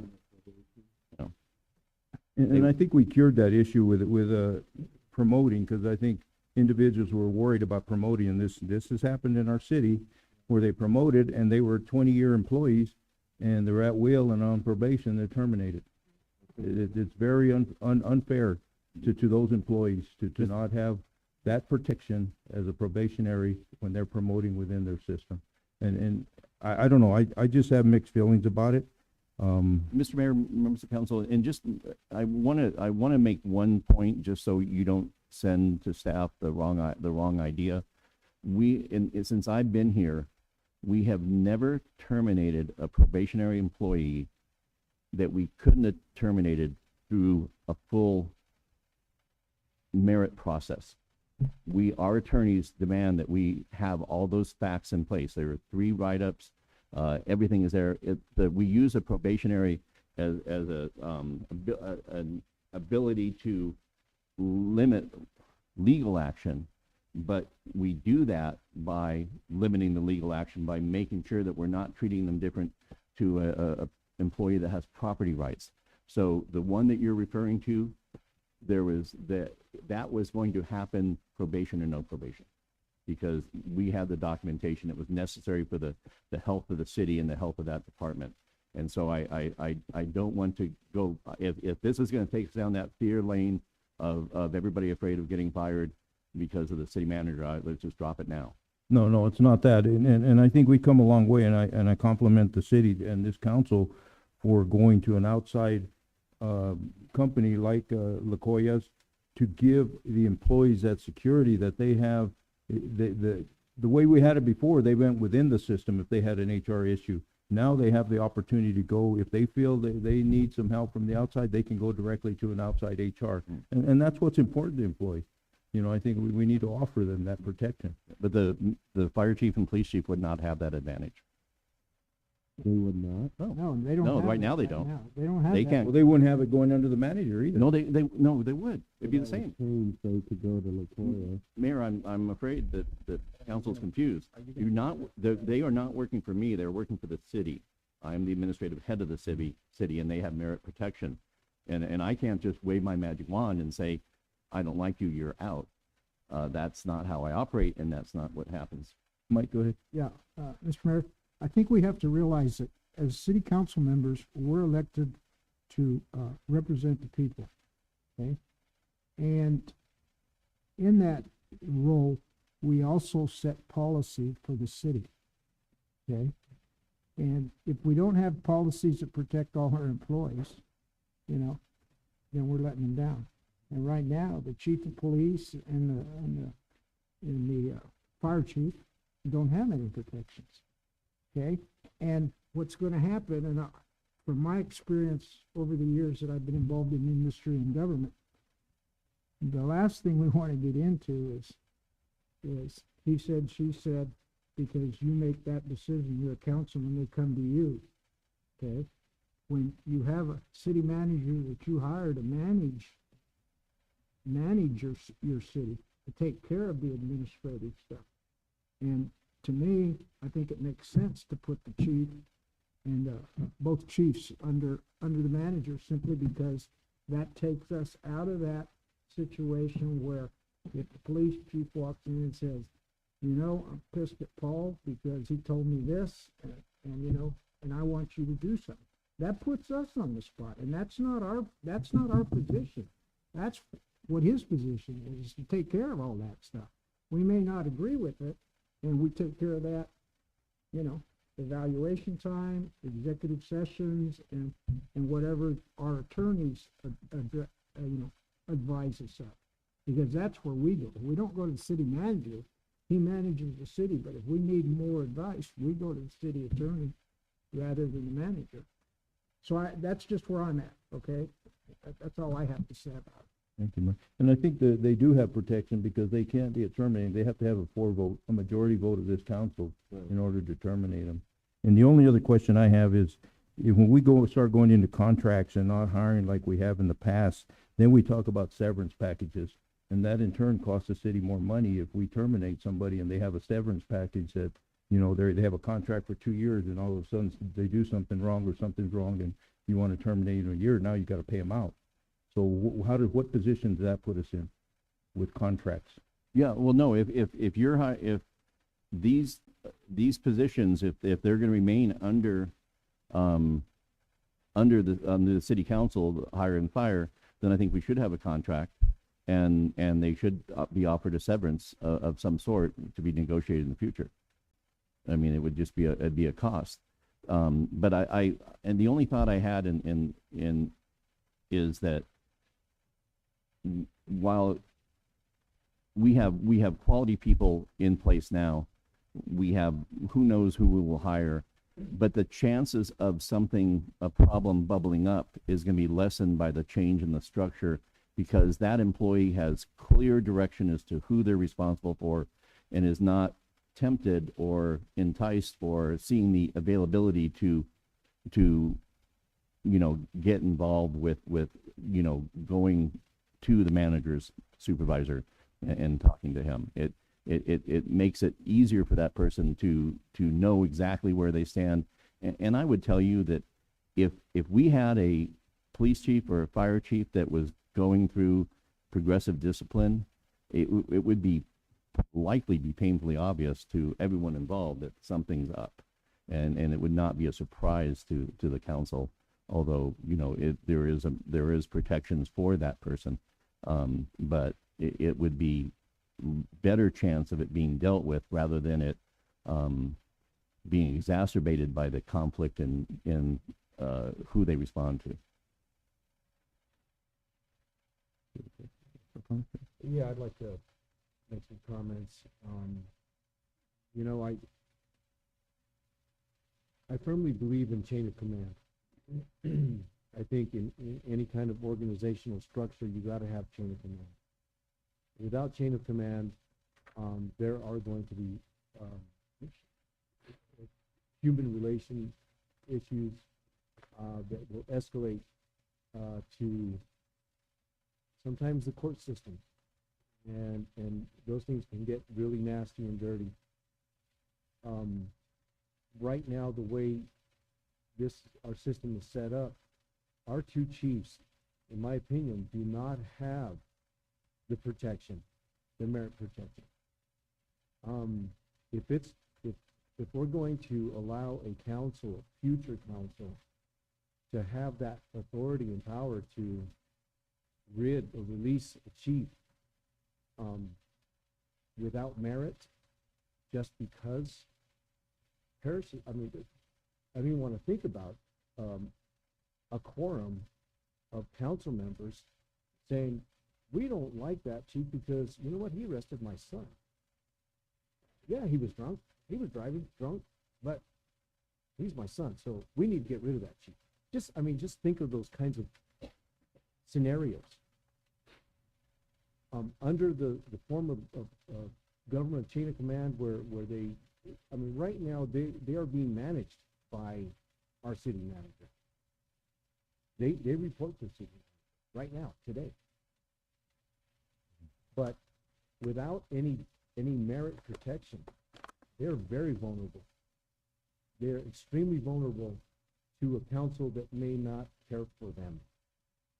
Not because of merit, because they just don't care for them. That is not fair and equitable in today's workforce. That's just not fair and equitable. I think with the protections, even the city manager, whether it's Mr. Jepson or whoever the next city manager is, if there's friction, there still is a path on how somebody gets released. Warning, a verbal, a written one, another second written warning with time off, and then after the third or fourth, whatever in fact might be, okay, you're on your last and final. That there are steps to release people in the workforce. Right now, those steps are not in place. The only steps that are in place right now is if you have a council that doesn't care for a city manager, or I'm sorry, a city chief, or for that manager as well, right? A chief or a police chief or fire chief, they're extremely vulnerable. So, we're a progressive council, and I've seen, over time that, we've made some really, really tough decisions and some good decisions, in my opinion, on bringing in who we have now on board. But that's us. That's not the future. That's not the future council. We don't know what the future council will do. Somebody may run for council just because they want to get rid of something. It's happened before. It's happened here in Globe. Because I don't like somebody, I'm gonna run for council. And that, we should not promote that kind of leadership. So, I lean towards giving these chiefs of police and fire chief, some protection.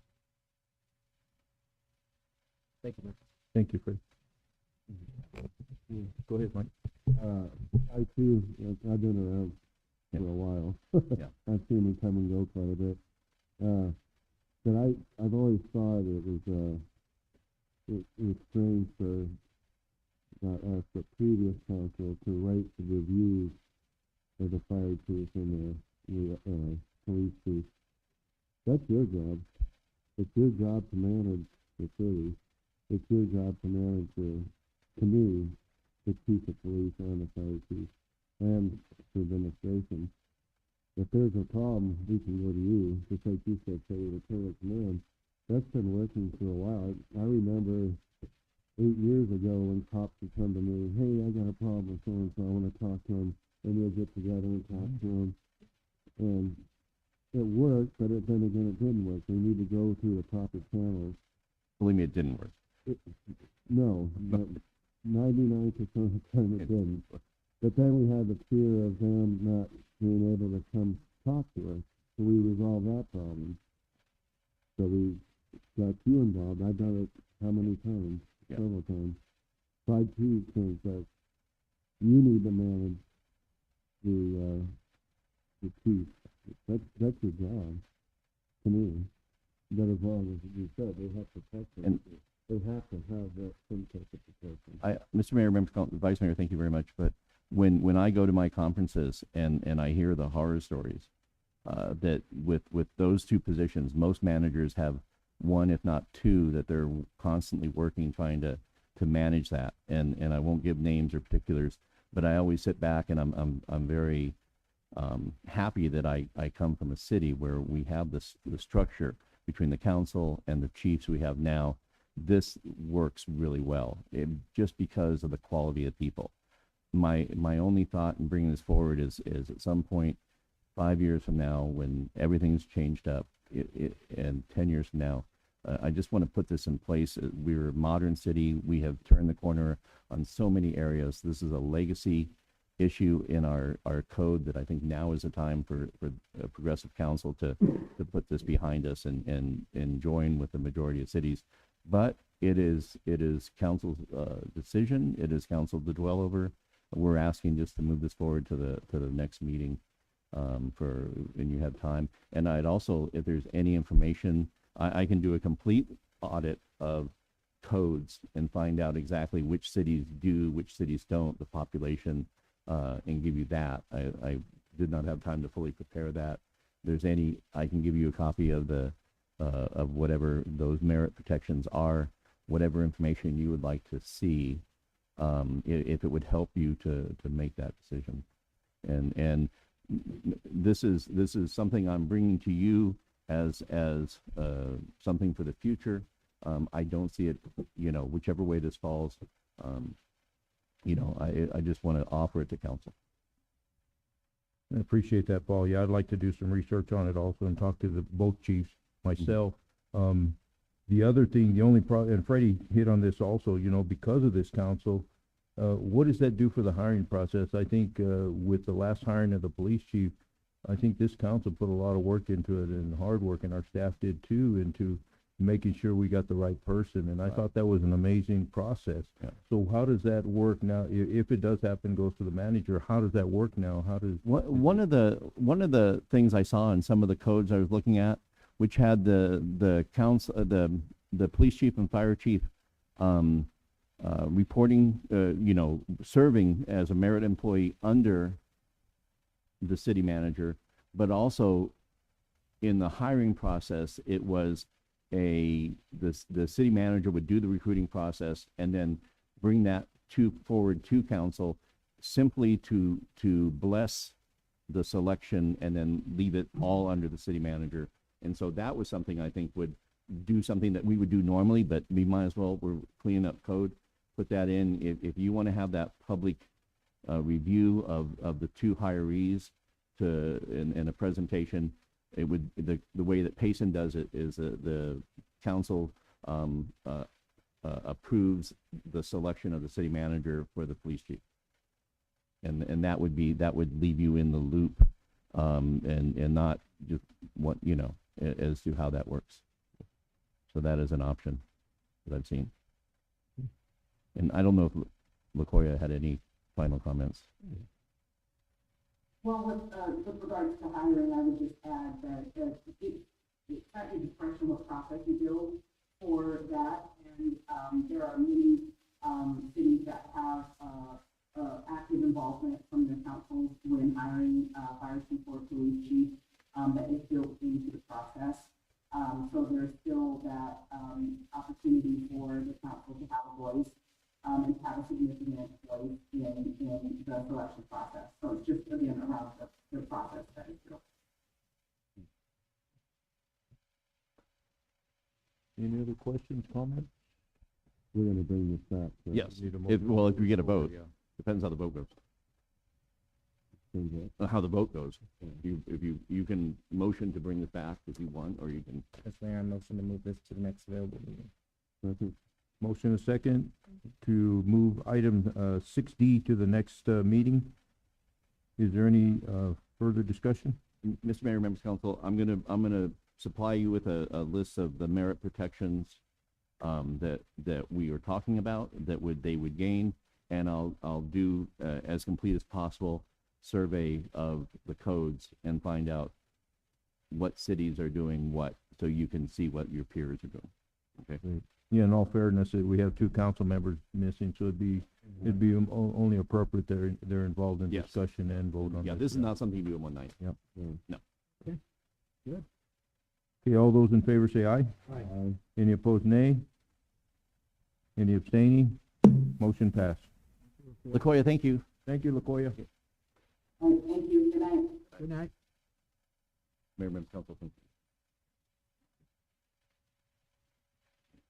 Just so the public knows, I received a text from Deputy Chief Bejarano about an hour ago. They did leave with Alan Mayo's body from Mount Vista, and they're giving a fire procession back to Globe here tonight. They should be traveling through here about 8 o'clock. So go to action items. Item 7A, consideration to approve Resolution 1867, adjustable available compensation of the City of Globe Mayor and Council members to begin January of 2025. Shelley, can you read Resolution 1867, please? Thank you, Mr. Mayor. Resolution number 1867, a resolution by the City of Globe Council adjusting the available compensation of the mayor and council of the City of Globe based on section 2-1-5 of the Globe City Code, effective upon the seating of the 2025-2026 mayor and council. Is council pleased with that reading? Yes.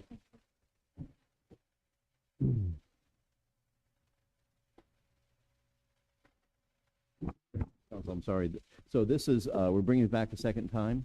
And as we know that it would happen in January 2025, this would be a first time in 22 years that council salary was increased.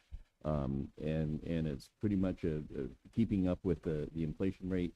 As to explain to the public, a current council cannot increase their own salary. They have to do it for a future council.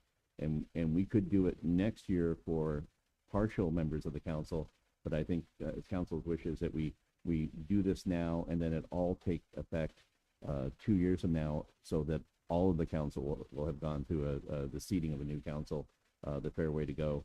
I believe the mayor would go from, I think, and quote me if I'm wrong here, 6 to, I think, 10,800, and then council would go from 3,600 a year, 10,800 a year, and 3,600 to 6,000 a year for council members.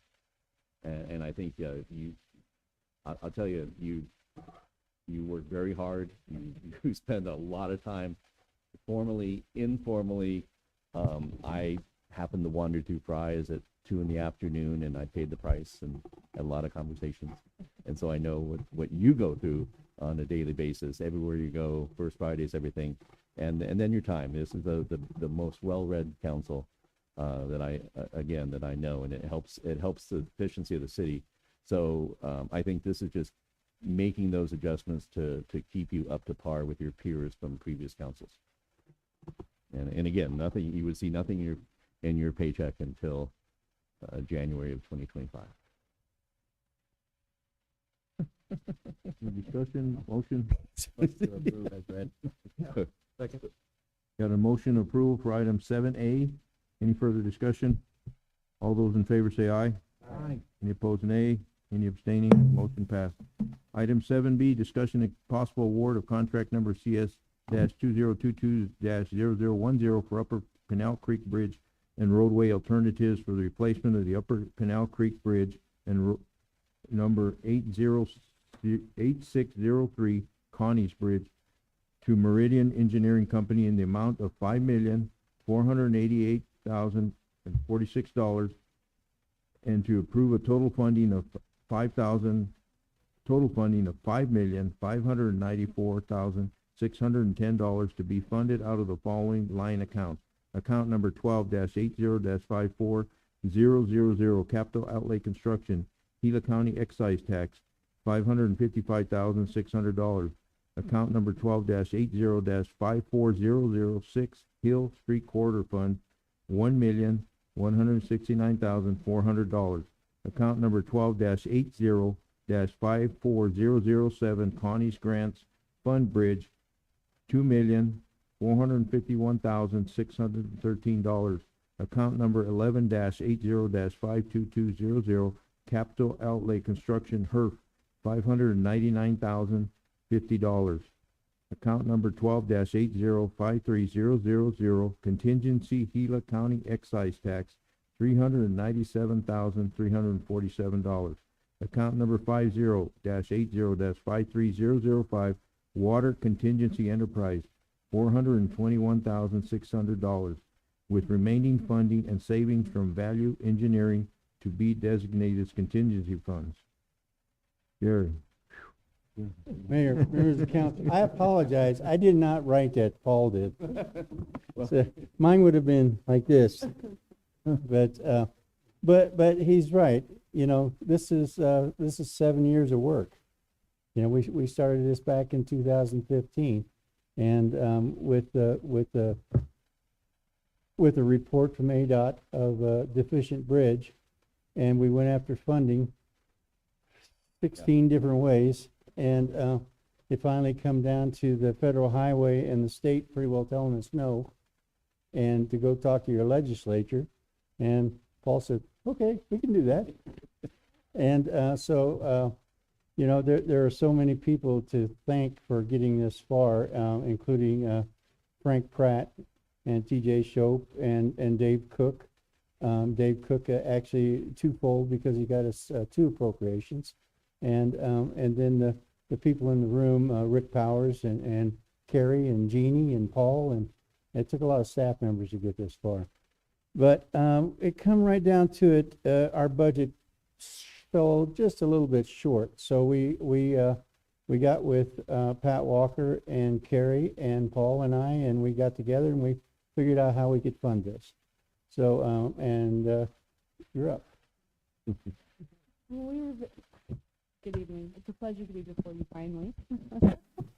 Pat Walker was really, we met with her and we asked her, we told her the situation, and we really wanted this bridge. We wanted to make sure that everything is as it should be. Where are we with our funding?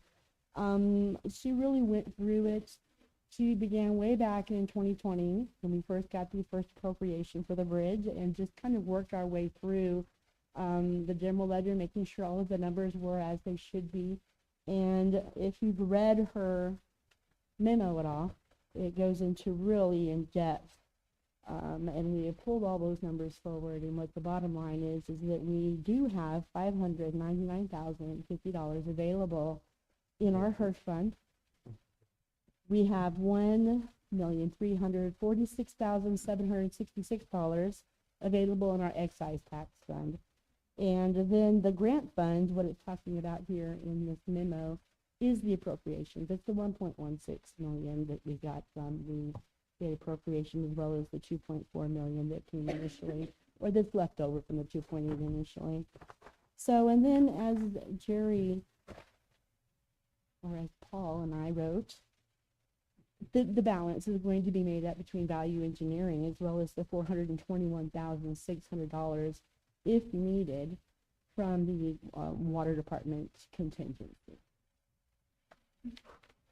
And Mr. Mayor, members of council, just the, working with Pat Walker and with Terry, they went through and rebuilt and tracked the money above and beyond what was done, you know, just to double check what we did in our budget cycle, and just to doubly check, make sure that these are the real numbers. And that's why we because we're pulling so many sources, wanted to pull all this on there into the agenda, so we can document to everyone where we intend to pull this money. But they did a great job, and I just want to assure council, I have full confidence in these numbers. I have full confidence in the work that Terry and Pat Walker did, and encourage you to ask any questions, but trust these numbers. They're solid. That's good to hear, yeah. And I think the public should understand, you know, the appropriation initially was $2.8 million, I guess it was. And now with inflation and everything, now the cost jumping to $5.5 million, and us having to make that difference up. Appreciate, Terry, you and your team and everybody else involved in all this to make it happen. So, and council, because of the vote that you made this possible, and that's to drop the Cottonwood Bridge. And we realigned that funding that we did on that, because now we're allowed to apply, and Rick has that application ready. We're allowed to apply for 100% of the construction fund. And so the match that we did have is going towards this project. So, so what we're asking tonight is the approval of CS 2022-0010 contract in the amount of $5,400,000 and $88,046. And then you know, 7 years of work will get started. And tonight we you know, it depends on how you vote. I don't think they want to talk to you if you vote no, but we have Meridian here, and Jeff Jones and his group is here to explain to you how they're going to make it beautiful. And Mr. Mayor, members of council, one quick question to Jerry. The scope, excuse me, is expanded because not only the bridge, but the roadway coming. Yeah. Okay. Hill Street will be included in it. You know, a lot of the funding that we had to pull from the excise and the ERF that we originally allocated towards asphalt and sidewalks. But this project has both of those on there. I mean, it has the sidewalk component, it has the asphalt component, and plus the bridge component. And so we're not really taking away from our programs. We're just reallocating it into a different area. Because we did sweep the half-cent CIP to switch from sidewalks that we had planned to this sidewalk project. And we're still doing the inventory, so we'll have a better start coming up in 2023, July 1. It was bad enough that we made everybody in the meeting leave their spare change on the table. So we, you know, and we've talked to Meridian about some value engineering. We haven't signed any change orders, so I'm not going to go into that. But there is some changes that can be made that save us enough money to have a contingency fund in this project. So, yeah, I'm looking forward to it. So, any comments? Anybody have any? So, after the vote, then we'll bring Meridian up to the local. Mr. Mayor, I'd make a motion that we award contract number CS-2022-0010 for the Upper Pinal Creek Bridge and roadway alternatives for the replacement of the Upper Canal Creek Bridge number 8603, Connors Bridge, to Meridian Engineering Company in the amount of $5,488,046 to be funded based on the funding allocations stated in the agenda title. Second. I want to make you read that. That's it, one read. Good. I thought you were gonna read the whole. Motion, we have a motion and a second for approval of item 7B. Is there any further discussion? Oh, go ahead. Go ahead, Freddie. Thank you. You wanna go first? No, you go. Yeah. So just a comment, you know, this council has been on this project and had numerous discussions, looking at plans and just discussing and being, you know, having some exciting times when we got the appropriation. And then, all of our worlds turned upside down. And 6, 8 months ago, we talked about this project and we said it's not doable. It's just not doable. We don't have the funds. We don't have the capacity. And you know, kind of kicked it down the road. But I'm really happy to see that our staff was able to, you know, shake those 6 piggy banks and pull out the funds and the resources to make this happen. So I just want to congratulate Jerry, you and your team, you know, our staff, our finance staff, our engineers, our contractors, everybody. This is truly a well pulled together event to make this happen. So I'm just super excited about it. So that's all I have to say. Thank you. And Ms. Mayor, members of council, I was just going to say, this is kind of a historic moment, and I think one of the largest single items. I don't know during the WIFA and the 60 project if that topped this out, but this is a one of our larger votes and dollar amounts. Jerry, did we beat out anything we've done? Yeah, we've had a couple that are a little larger, but it's good to note that this is the first time that state appropriations funds are used to build a bridge. So, thanks to our legislature and our staff that went to bat down there, so, but it is one of the larger ones. Yeah, okay. So, Mr. Mayor, members of council, thank you. We'll call for the vote. All those in favor say aye. Aye. Any opposed, nay? Any abstaining? Motion passed. Mr. Mayor, I would like to bring Jeff Jones and his staff up and talk to you about the Meridian and their plans for the project. You forgot to tell them you're always the last one on the agenda. I still got one more item. Great, he is. Thank you, Greg. Mayor and council, I'm Jeff Jones, Vice President of Meridian.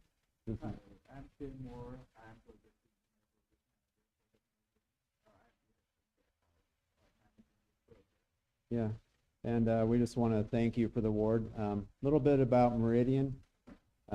We're a local small business out of Tucson. We've been around about 20 years. We started out mainly doing construction service for the copper mines, and we still do that. So we really look at Globe as part of our local community. So we're excited for the opportunity to build this important project for you.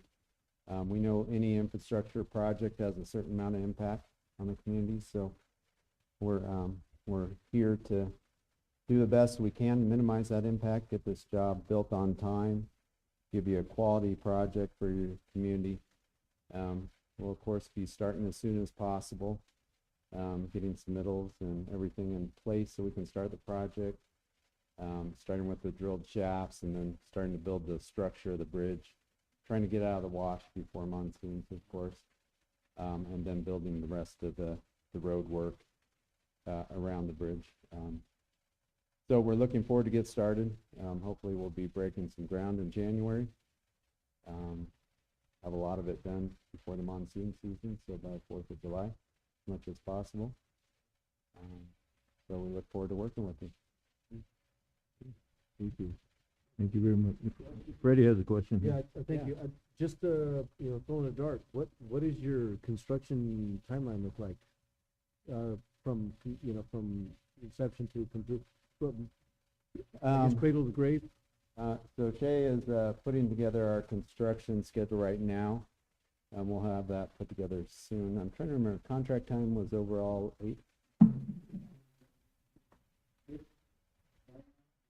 9 months?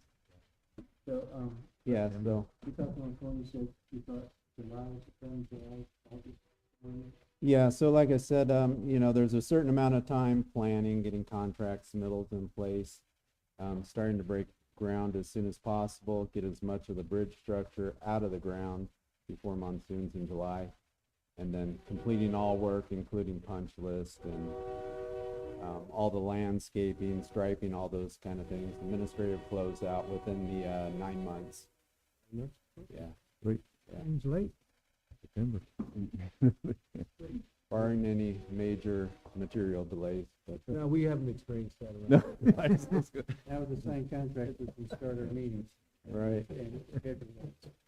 Mr. Mayor, members of council, to the guests, are those subsiding, the delays and the shortages of concrete, steel, labor, or is that still a big problem? So we don't see the concrete supplies issues we had a few months ago, where there was just a complete cement shortage. You couldn't even hardly get concrete. There's still some various water fitting delays at times. Hopefully that won't be an issue for the water line. I do hear there was a potential fly ash delay, but we should be able to work around that if needed. It's gonna be after the first of the year that should go away, but, yeah. Yeah, you never know. Yeah. Yeah, so far everything looks okay. Welcome and good luck. Well, All right, thank you, appreciate it. Thank you very much. Hey, Jerry. thank you. And just one more, because it is a kind of momentous occasion. I'd like to bring up Rick Powers, who's been working very, very hard on this project. Bring him up, let him say a few words.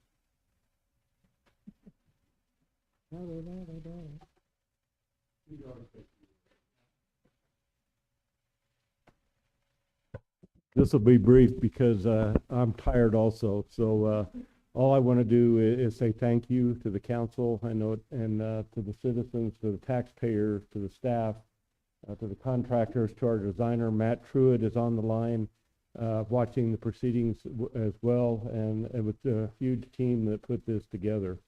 And that's all I want to say is thank you, and we look forward to working with Meridian. We've got a good relationship started, and I only seeing that growing and developing into making this an award-winning project. So thank you. Thank you, Rick.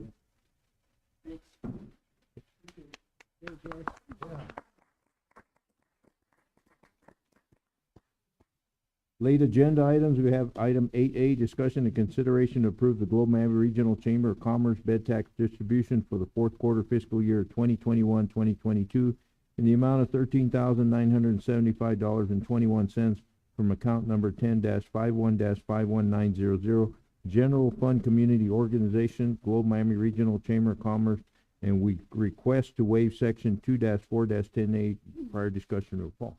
Mr. Mayor, members of council, this is one that we did find in got hung up in the email, pulled it out. Carrie looked it over.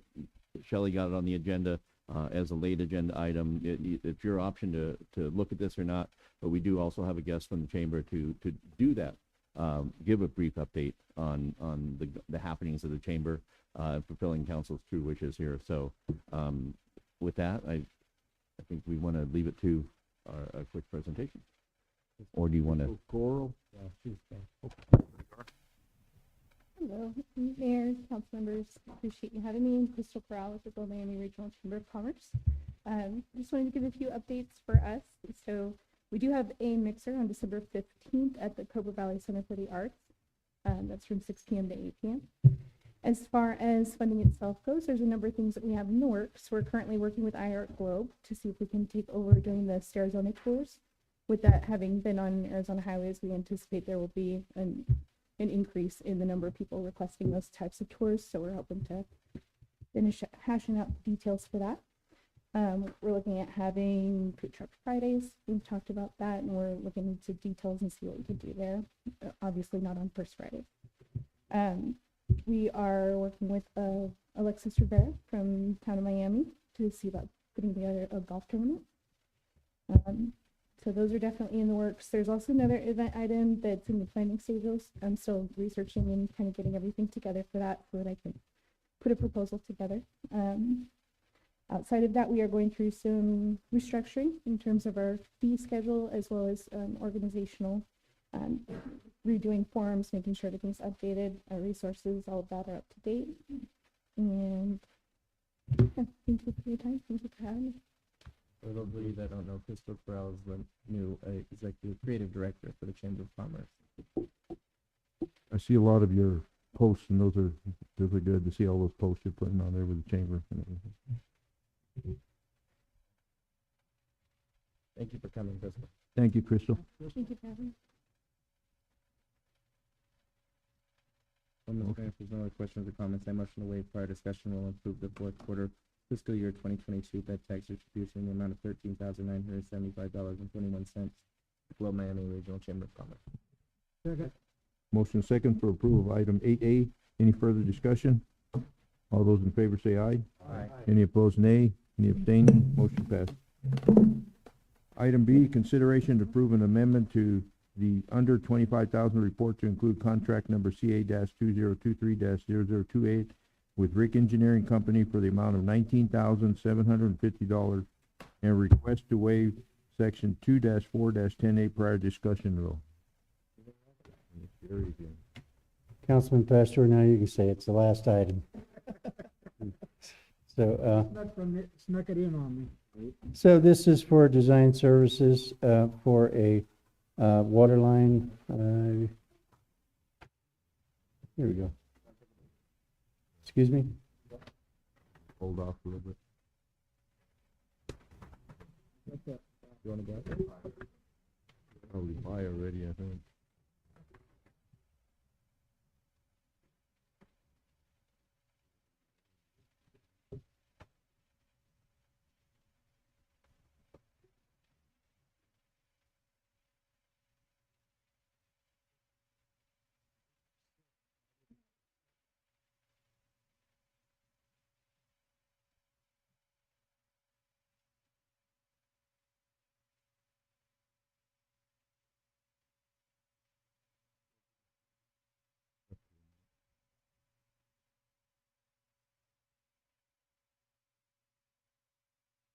Okay, Jerry. Sorry.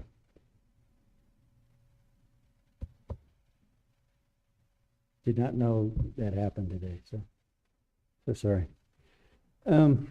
This particular item is for, a contract for design, amount of $19,750, for, design for the water line that is partially exposed on Daybreak. It is, needs to be realigned and designed. We have we're proposing this contract with Rick Engineering to do this work, so.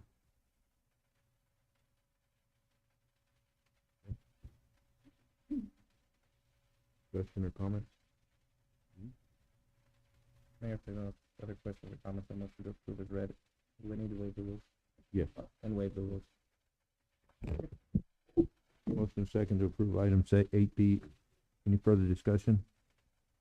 All those in favor say aye. Aye. Any opposed, nay. Motion passed. Thank you. Thank you, Jerry. Second call to the public. And then the phone.